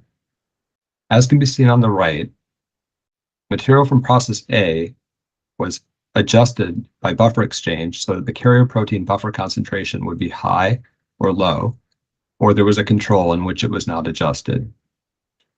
This shows that by adjusting the protein buffer concentration for process A material, high quality attribute results, including out of spec results, would be expected. Similarly, carrier protein for process C, after adjustment to a higher buffer concentration comparable to process A, had comparable quality attribute results. Based on this study, a decision was made to target the historical average carrier protein buffer concentration using process C, which subsequently brought the process back under control. This slide shows an alternative approach that was explored in the laboratory. A series of statistically designed experiments were executed at small scale, and the results indicated that alternatively, the process C carrier protein could be used at the lower buffer concentration if adjustments were made to two of the conjugation process parameters.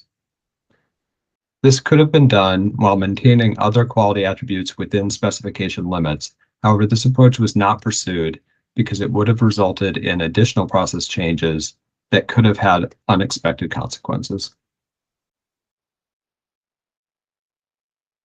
In conclusion, due to vaccine manufacturing complexity, relatively minor changes in upstream processes may cause unexpected shifts in quality attributes. The availability of analytical characterization testing and representative laboratory scale process models enabled rapid troubleshooting. Characterization and control of the intermediate matrix composition enabled improved process capability for glycoconjugate vaccine manufacturing in this case. This concludes my presentation. I will open it up to Q&A in the live session. Thank you very much. Thank you very much, Mr. Jarnigan. Mr. Jarnigan has joined us and is available to answer any questions upon his illustration of just the complexities that are involved in the manufacturing and the control of quality of biopharmaceuticals. Thank you very much, by the way, Mr. Jarnigan. You're welcome. Am I coming through okay? Yes, you are. Great.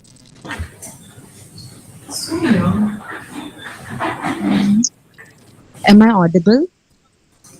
Yes. First of all, thank you so much, sir, for the insightful lecture. I do have one question. What measures does Pfizer have in place to ensure transparency and accountability throughout the entire manufacturing and distribution process? Wow, that's a great question. It's outside my area of expertise, just being more of a process development focused employee. I think if I understood you correctly, you were asking what measures we have to ensure traceability and maybe genealogy throughout the entire complexity of the manufacturing process. Is that correct? Yes. So primarily we rely on our quality systems, which includes a qualified repository for all investigations, supplier notifications, change control, other changes to the process, whether planned or unplanned, all investigations.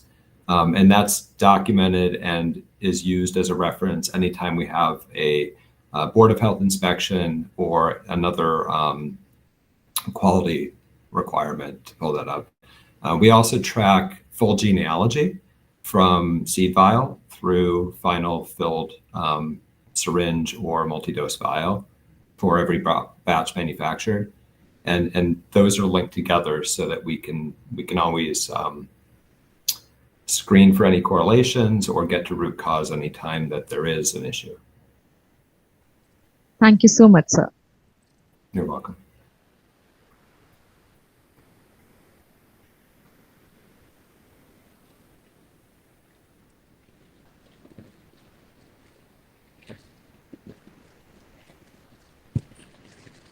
Hello, ma'am. Hello, sir. Am I audible?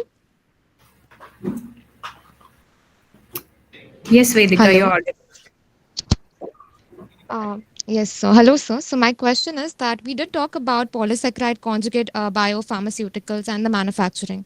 So are there any specific validation protocols or standards in place for analytical methods used in polysaccharide conjugate vaccine manufacturing? Yes, certainly. Good question. All release and stability test methods must be validated fully prior to process validation. And those analytical validation summaries and results are included in our initial license applications worldwide and are maintained and requalified as needed through the life cycle of each product, including for glycoconjugate vaccines. And the assays are a critical part. That's not my area of expertise. I think in my presentation, I said the process is the product, but the way that we ensure the process has not changed is heavily reliant on those methods that are validated.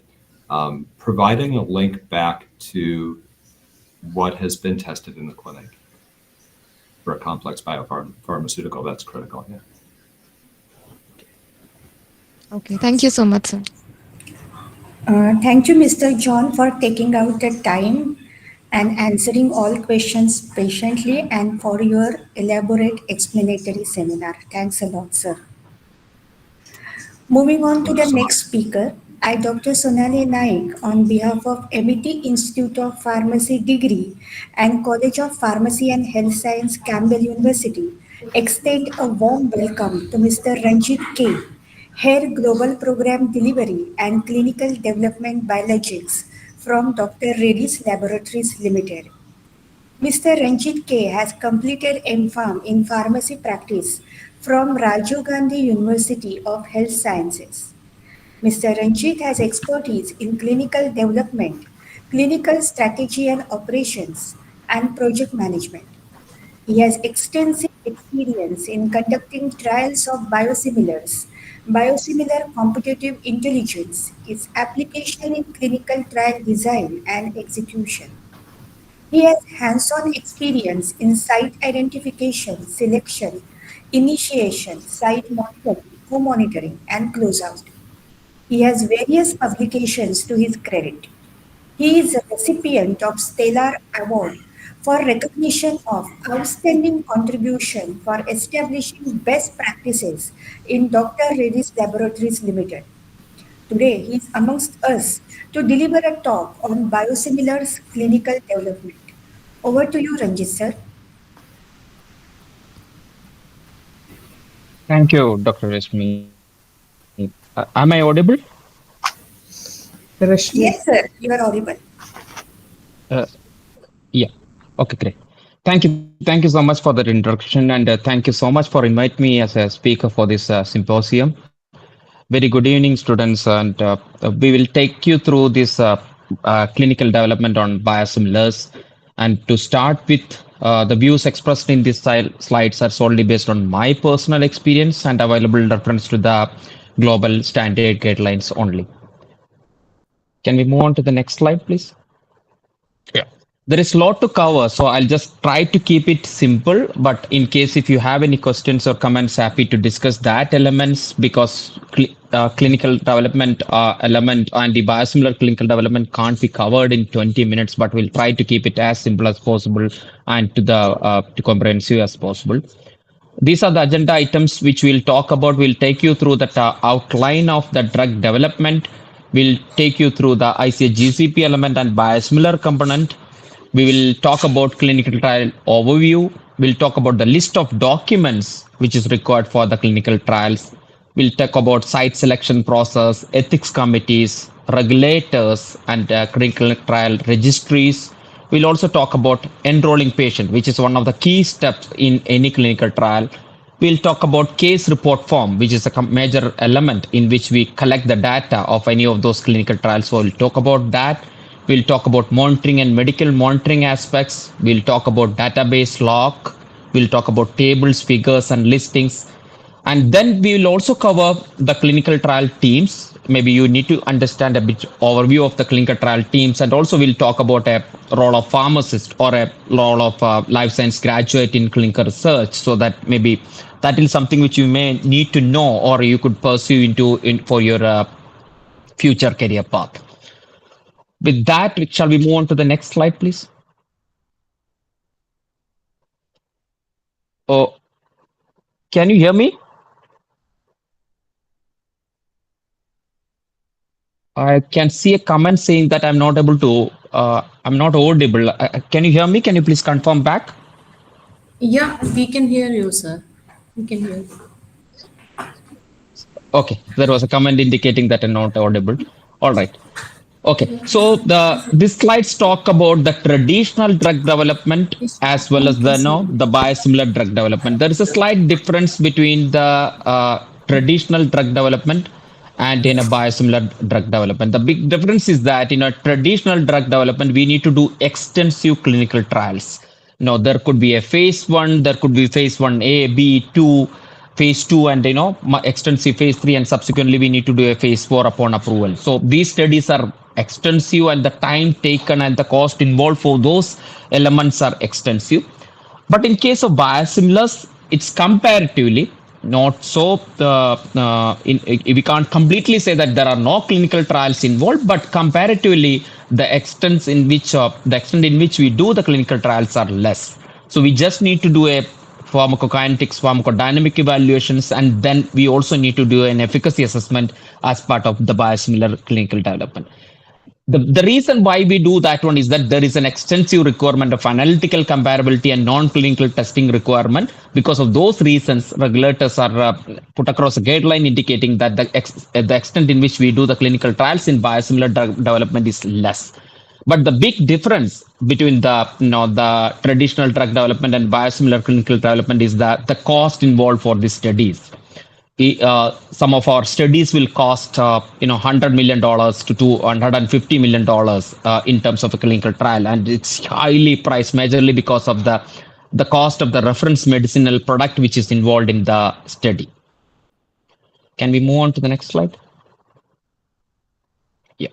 So we'll talk about the clinical trials. We'll talk about ICH GCP. So many of you would have learned about your clinical trials, ICH GCP, and we'll just touch base about the biosimilars. So anything what we do with human subjects is what it's called as clinical trials. And why do we do the clinical trials? We need to ensure, or we need to establish those clinical and pharmacological and pharmacodynamic effect, or we need to compare those clinical, pharmacological, and pharmacodynamic effect of our drug with a reference medicine product. And we also need to see, is there any side effect or the adverse events which is reported, which is different from the innovator molecule of what is being reported as part of their development. So we need to be precisely as similar as possible to the innovator product. That's a precise game of this biosimilar clinical development. So of course we can't conduct the clinical trials without any standards. So definitely we need to, there are so many standards which is put across. There is a GCP which we need to follow, good clinical practice. I'm sure that you have it's part of your curriculum. Now you would have learned about that. And then we also need to follow those ICH guidelines. ICH guidelines are put across majorly to ensure that the data what we generate are acceptable to the European Union as well as the Japan and as well as the United States, so that so we don't have to repeat those clinical trials for each of those geographies. Once you follow those ICH, GCP and the ICH guidelines, then those data which is generated because of these trials are acceptable to these 3 major geographies across the world. And biosimilars, the difference is that, it's not like a generic molecule, it's slightly different. We can't, in generic molecules, you can create the generic copy of the molecule, which is copy of the molecule, which is exactly same. For example, you can create the chemical entity of paracetamol exactly same. But in biosimilars, we can't create that, the molecule exactly same. We can develop similar product.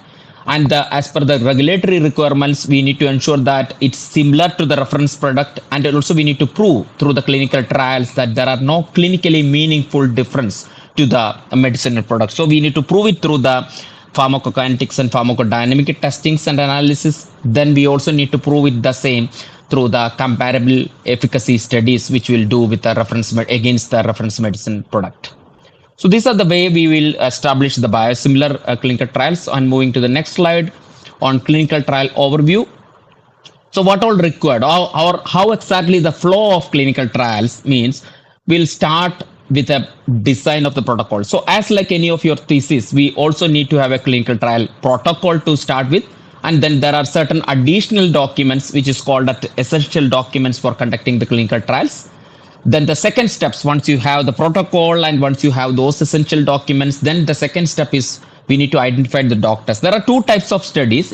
I'm talking in simplified way. There are much more complex in sense for the clinical trials, but in simplified way, there are 2 things. One, the testing which we have done in a healthy volunteers. They are not patients, which we'll do in a healthy volunteers in a so-called phase 1 or a BAB units. Or we can do the testing. If the molecule is toxic, for example, so many oncology molecules are there in the market and some of them are very toxic and we can't do the testing of those drugs in healthy volunteers, then we'll do the testing on patients. So to do these things, we need to identify the doctors. So we could, there are so many hospitals across India, we could talk to those doctors and identify them as an investigator for conducting the clinical trials. Upon which we need to do a regulatory and ethics committee submission. So definitely, again, as like or similar to your thesis, we also need to get an ethics committee clearance for conducting the clinical trial, as well as regulatory clearance for conducting the clinical trial. Once we have all those 3 things, then we'll move on to the patient recruitment. So as I told, if you're conducting a clinical trial in India, let's assume that we'll have 25-30 sites in India, we'll have 25 doctors who will be conducting those studies. So then they will start enrolling the patients into the clinical trial. Once they enroll the patient into the clinical trial, then we need to have we will be collecting the data and we need to structurally capture that data into the electronic case report form or a paper case report form. And then we need to do a database log. So we need to clean up the data and then we need to do a database log. Then we need to do a statistical analysis, upon which we will prepare a report called clinical study report. And then we will have to submit those reports to the regulatory agencies. And once they review, and if they feel that, based on the review and the study what we have done, if the molecule is working well, and then in that case they will approve the molecules, and then we could even do the publication of those study results as part of the articles. So this is the overall flow of the clinical trials. Can we move on to the next one? Yeah. So now as I told earlier, there are protocols, that is clinical study protocol, which is required, as well as there are essential documents which is required.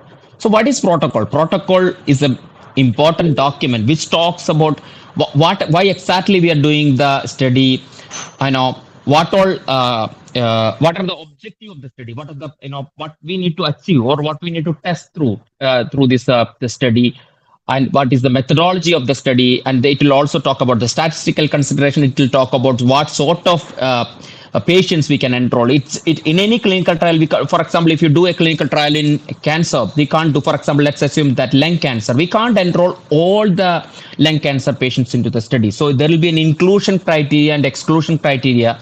The patients has to meet those criteria, and then only we can enroll those patients into the study. So all these things will be captured in the document called protocol. And also it will talk about what all tests to be done for the patients, and also it will talk about at what time point the test should be done. Can we move to the previous slide? Yeah. So other documents is informed consent, which is again a key document. So we can't enroll patients without they giving a voluntary informed consent. So we need to explain what are the side effects of those studies, what are the how many times patients need to come to the hospitals, how much of blood will be drawn from the patients, and what are the benefits they may get, what are the side effects which will happen for this particular drug. All these things to be explained in a document called informed consent. And voluntarily these patients has to sign that, upon which only we can enroll those patients into the study.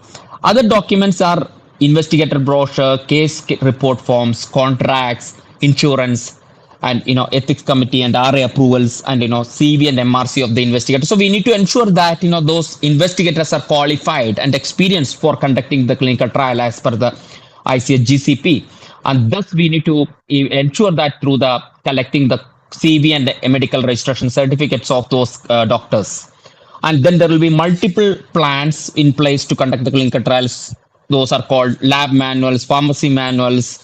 How we need to administer the drug will be explained in pharmacy manual. How the blood sampling has to be done will be explained in lab manuals. And similarly, there will be multiple manuals which will be involved in conducting any clinical trials. Next slide, please. So protocol, anyway, I explained through the earlier also what will be there in the clinical trial protocol. Can we move on to the next slide? Yeah. So this is a study schema. So it's important for you to know how exactly we conduct the clinical trial. This is just a general schema of a clinical trial. What we'll do is that, we need to have a screening period in any clinical trials. During the screening period, we'll be doing certain series of tests as described in the protocol, and we'll see that those patients of that particular indication is meeting those inclusion criteria, and if they are meeting and not meeting any of those exclusion criteria, then we will randomize those patients into, let's assume, maybe two arms. One arm patients will be on the test drug, and another arm patients will be on the reference drug. There will be multiple dosing visits in this study. And then there will be so many evaluation visits. For example, in an oncology clinical trial, you'll have a CT scans to be performed at a certain evaluation endpoints at maybe, let's assume, 3 months time frame, or 4 months time frame, or 5 months time frame. And that's how we will evaluate the efficacy of the drug. And there will be pharmacokinetic sampling to be drawn, or blood sample to be drawn, in which we'll assess the pharmacokinetics and pharmacodynamic comparability of this molecule against the reference product. Can we move to the next slide? So vendors and stakeholders in clinical trials. So clinical trials, it's large number of stakeholders are involved. It's just not one party. Sponsor will be on the middle part, who will be spending money for this molecule, who might have developed this molecule. They will be there as a sponsor. And then there will be CROs who is involved, clinical research organizations who is involved for conducting the clinical trial, because many a times sponsor may not have presence in all the all the geographies, and thus we may need the support of CROs for conducting clinical trials. There will be central labs for conducting the clinical trial. In an oncology clinical trial, there will be central imaging facilities for doing the image assessments to avoid the site level biases. There will be IWRS or IVRS vendors for stratification, randomization, etc. There is a tool called IVRS or IWRS used for those things. There will be investigational product CROs. So these CROs does the packaging, labeling on the distribution of the study drugs to this hospitals across world. And then there also will be bioanalytical labs, which is involved for the clinical trials for doing the pharmacokinetics testing or ADA testings, etc. Next slide, please. Yeah.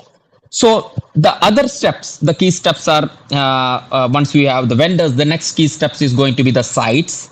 Sites means the hospitals. So how will you select the site? So for example, in case if you have one particular indication clinical trial comes in, and let's assume it's a global study, what we need to do, how will we evaluate that? So first we need to search for the epidemiologic data.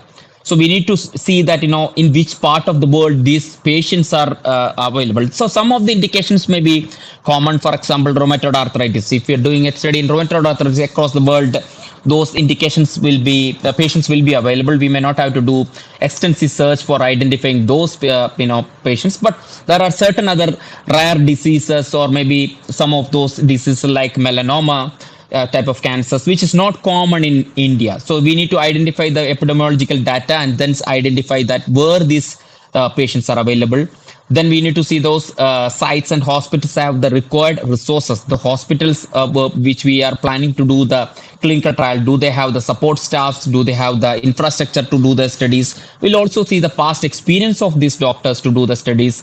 We'll see that whether those doctors are willing to participate, because they may be busy in their day-to-day clinical trials. So we need to check with them their willingness to participate in this clinical trial. And we also need to see the competitive studies, because if, for example, if we are doing a study in lung cancer and if that hospital and the doctor already have 4 lung cancer studies, then it will be very difficult to have those patients enrolled to one particular study. So that's what another element which we need to see.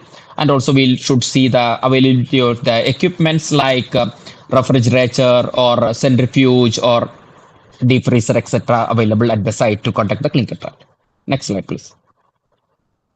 So next is ethics committee and regulators. I'm not talking more on that. I'm sure that the ethics committee, you all will be familiar with that. Definitely you need to submit, even in the thesis also to this ethics committees and get clearances through that. Those ethics committee, they will be checking. Their major role is to ensure and protect the rights and safety and well-being of human subjects. And there are various ethics committees. There are local ethics committees and there are central ethics committees. The central ethics committees are more common in US or Europe, and more in India. Mostly you will see most of local ethics committees available in India. Regulator point of view, USFDA, DCGI in India, and EMA in Europe and Japan, PMDA. These are some of the examples of regulators, and you need to submit those documents to those regulators also and get clearances towards starting the clinical trials. Next slide, please.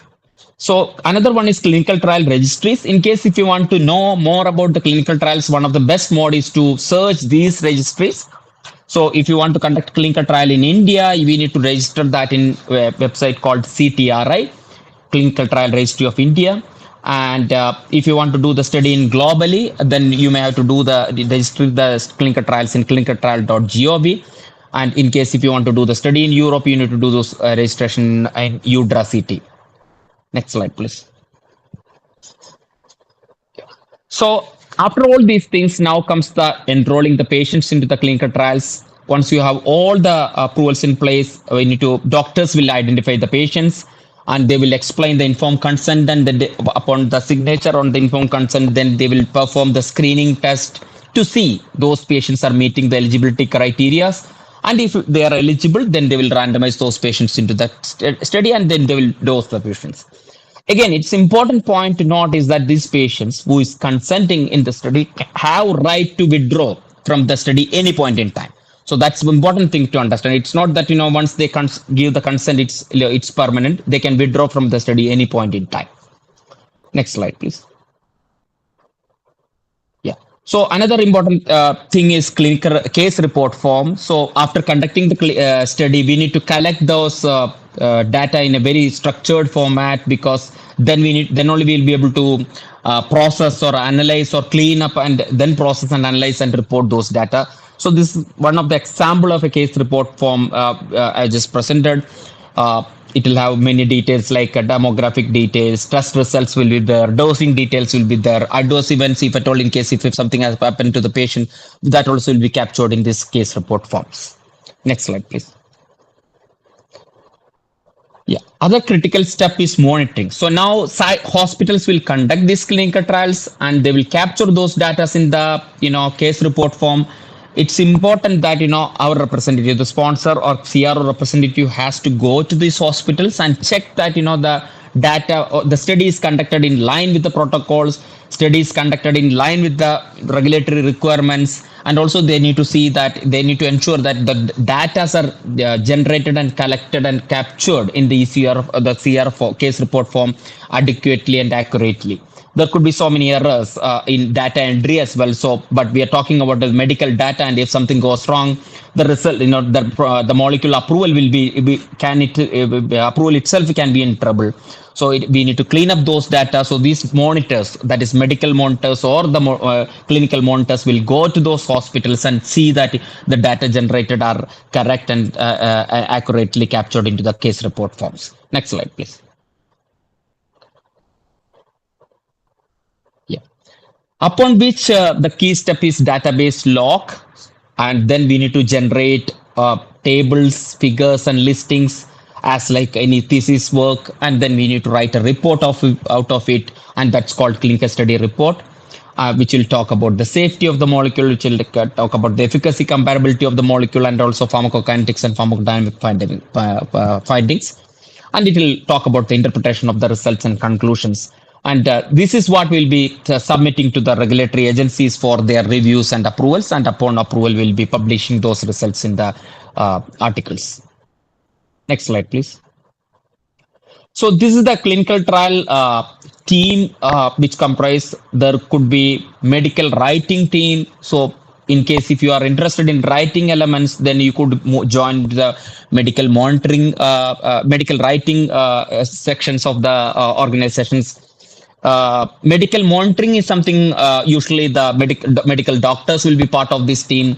Then there will be statistic team. So in case if you come from a statistics background, you can go join to that team. Drug supply pharmacist or any life science graduate can go into the drug supplies team. They will be involved in packaging, labeling, and distribution of these drugs. And then there will be CRAs, as I told, the monitors who has to travel to these hospitals and check the studies conducted in line with the protocols and data is accurately captured. So this also can be from anyone from life science background or pharmacy or medical can be part of these teams. And then there is a data management team. Any one of you can be again part of this team.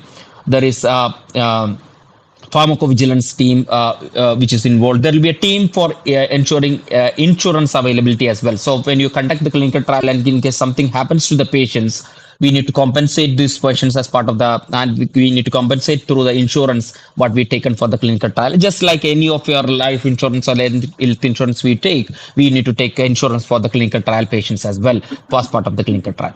So these are some of the opportunities which a pharmacist has for to be part of the clinical trial. Next slide, please. Yeah. So again, I'll take you through the easy one or to entry point is something to be like a clinical research coordinator.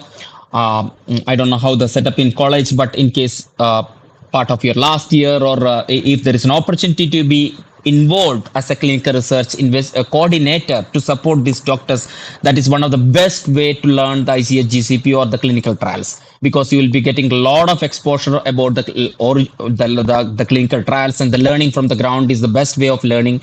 And clinical research coordinator is the entry level job, and that's something which will easily can take you to any industry jobs later. Then second is clinical research pharmacist job, and then the third is clinical research associate. Yeah, I can move to the next. Yeah, clinical research associate, who has to travel to the sites.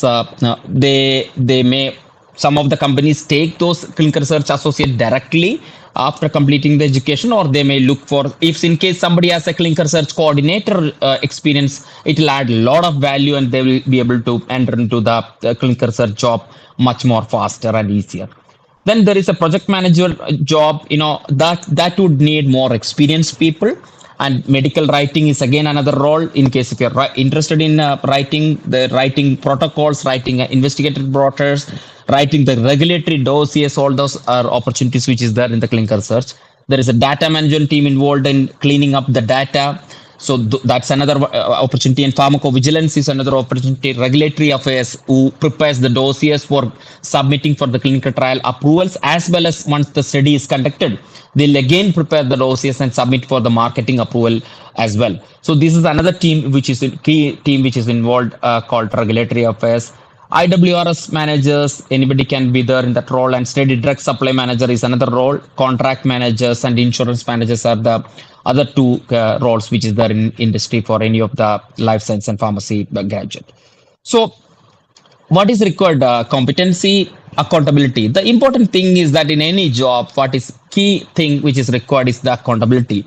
When we are student, maybe we will be able to blame to others, or we could put the excuse to someone else, and maybe we will be able to try to escape from that. But when we are in job, we will not be able to do that. We have to be accountable to ourselves and then to others.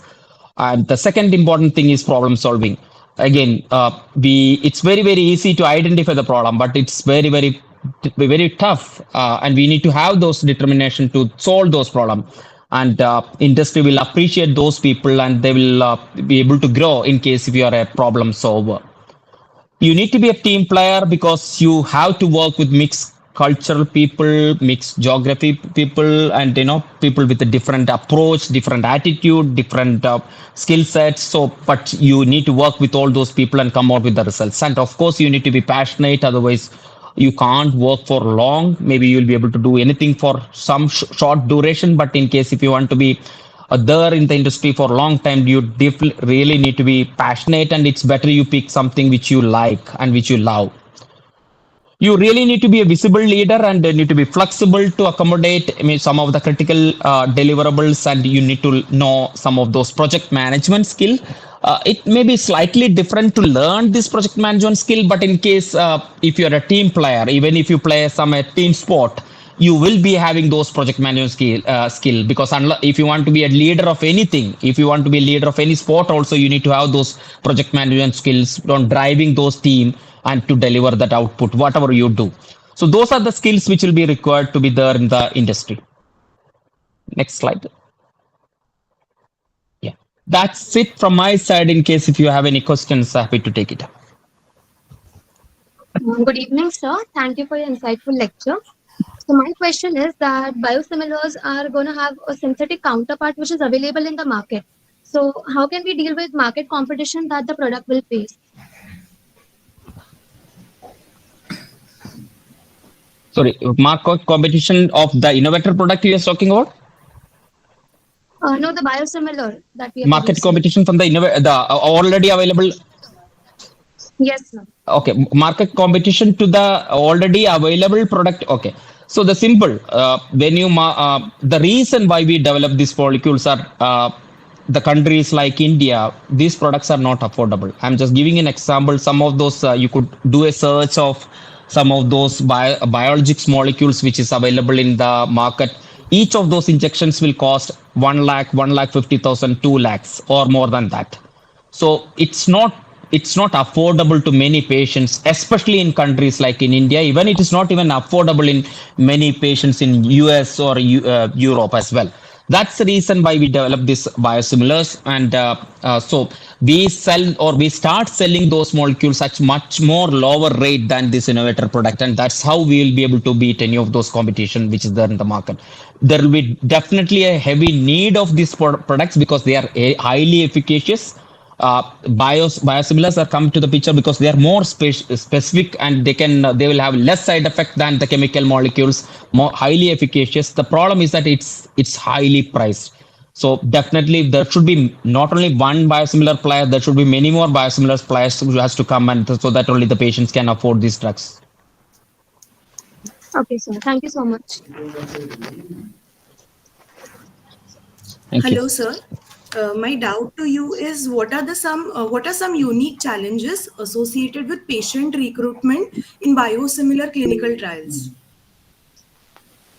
Yeah, one of the major challenge in biosimilar clinical trial is that not in India, but some of those European countries, is that these innovator molecules will be supplied by by the government freely to the patient. So the drugs, even though the drug is highly priced, it will be provided by the agencies freely to those patients. So there, enrolling those patients into the clinical trial is not so easy. And the second thing is that the compliance of those patients.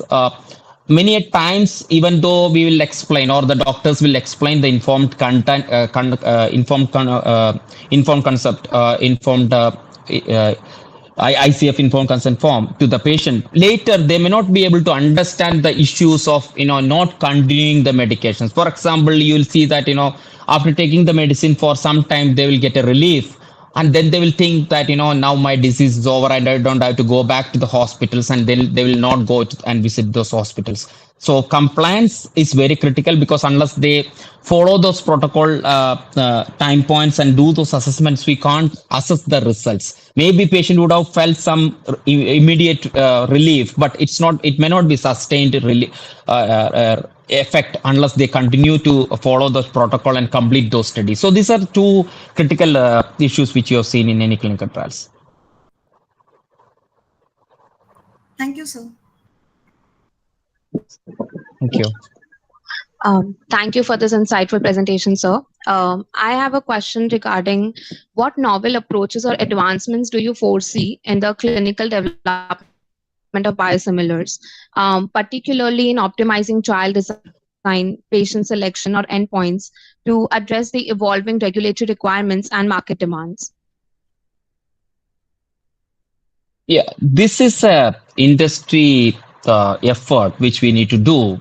Currently, the biosimilar clinical developments are very complex, and as I told, it's really it costs a lot. As example, as I told, $100 million to $200 million. It's a huge cost. So there are continuous discussions with the regulatory agencies of Europe as well as US to reduce the extent of these extensive clinical trials. So there is UK MHRA has currently come out with a approach that you will not have to do a patient studies as long as, or we may not have to do a study with to compare or to prove the efficacy comparison. We just have to do a PKPD study, maybe 200 patients or maybe healthy volunteers of 150 or 200, and prove that from pharmacokinetic and pharmacodynamic analysis point of view, your product is equivalent to the innovator molecule, and then we may not have to repeat that efficacy study, which itself can reduce development time a lot, as well as reduce the development cost.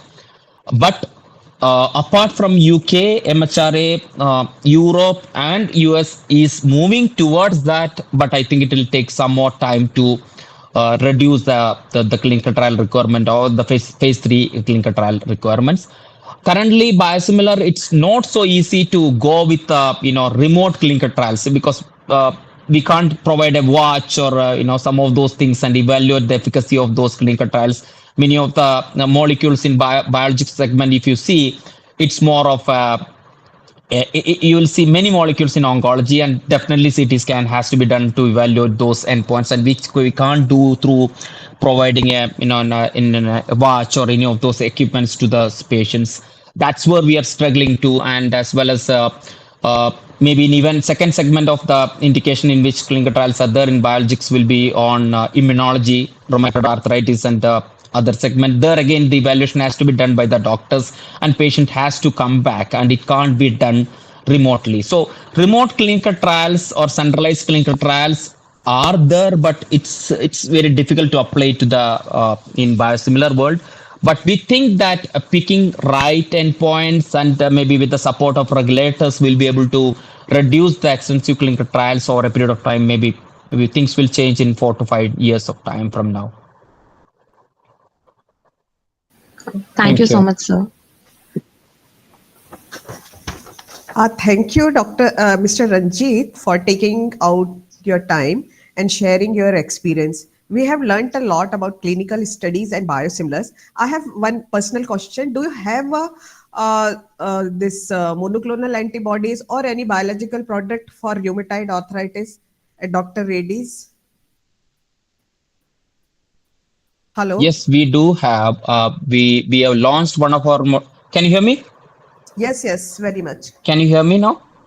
Yes. Yes, we do have we do have a molecule called rituximab, which is launched by Dr. Reddy's in 2007, which is also used for rheumatoid arthritis. So that's there in the market since 17 years. So that's there already in the market. And there are many other molecules in market like tocilizumab, and Dr. Reddy's may not have that molecule in market, but there are certain other companies, tocilizumab and few other molecules, which is also available in the market for the treatment of rheumatoid arthritis.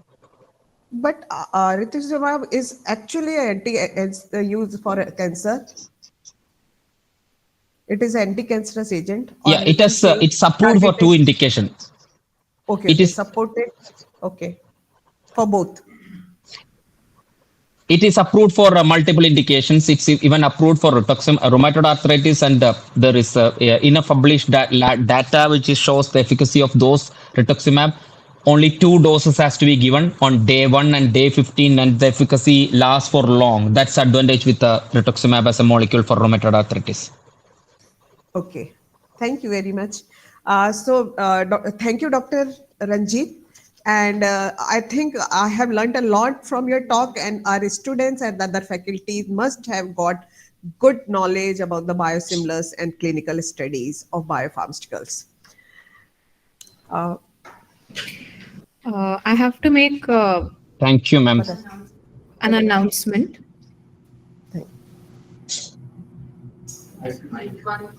I have to make an announcement. There is a feedback link which is posted on the chat box, and everybody who wishes to receive a certificate, please fill that form, and please fill in the right credentials, because the exact same credentials would reflect on your certificate. So please go ahead and fill the feedback form.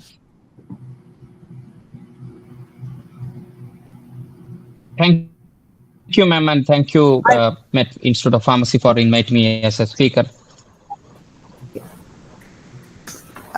Before I put a vote of thanks, may I ask everyone to start the camera so we can have a good photograph of all the attendees.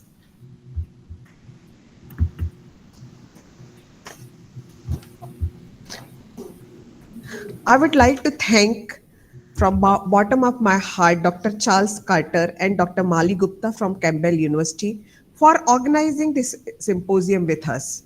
Dr. Carter helped us in deciding the theme of the symposium and also continuously coordinating with the speaker from Pfizer in INC USA.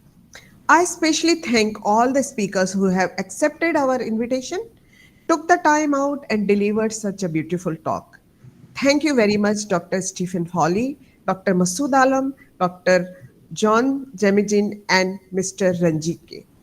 I'm sure students and faculty will definitely get benefited by your talk and will help them in their future endeavor. My thanks are due to our seminar committee members, Dr. Rashmi Shrestha, Dr. Sonali Naik, and Ms. Priyanka Joshi, who were working day and night to make this symposium successful and fruitful. And also the seminar committee member, Dr. Mali Gupta from Campbell University. He was continuous from the beginning. He was coordinating with us. I would like to thank our faculty, Mr. Rushali Keer, and also the Marcom team for providing such a beautiful AV. This symposium was in the virtual mode, and it would have not been possible without the support of the technical team of the networking and Marcom.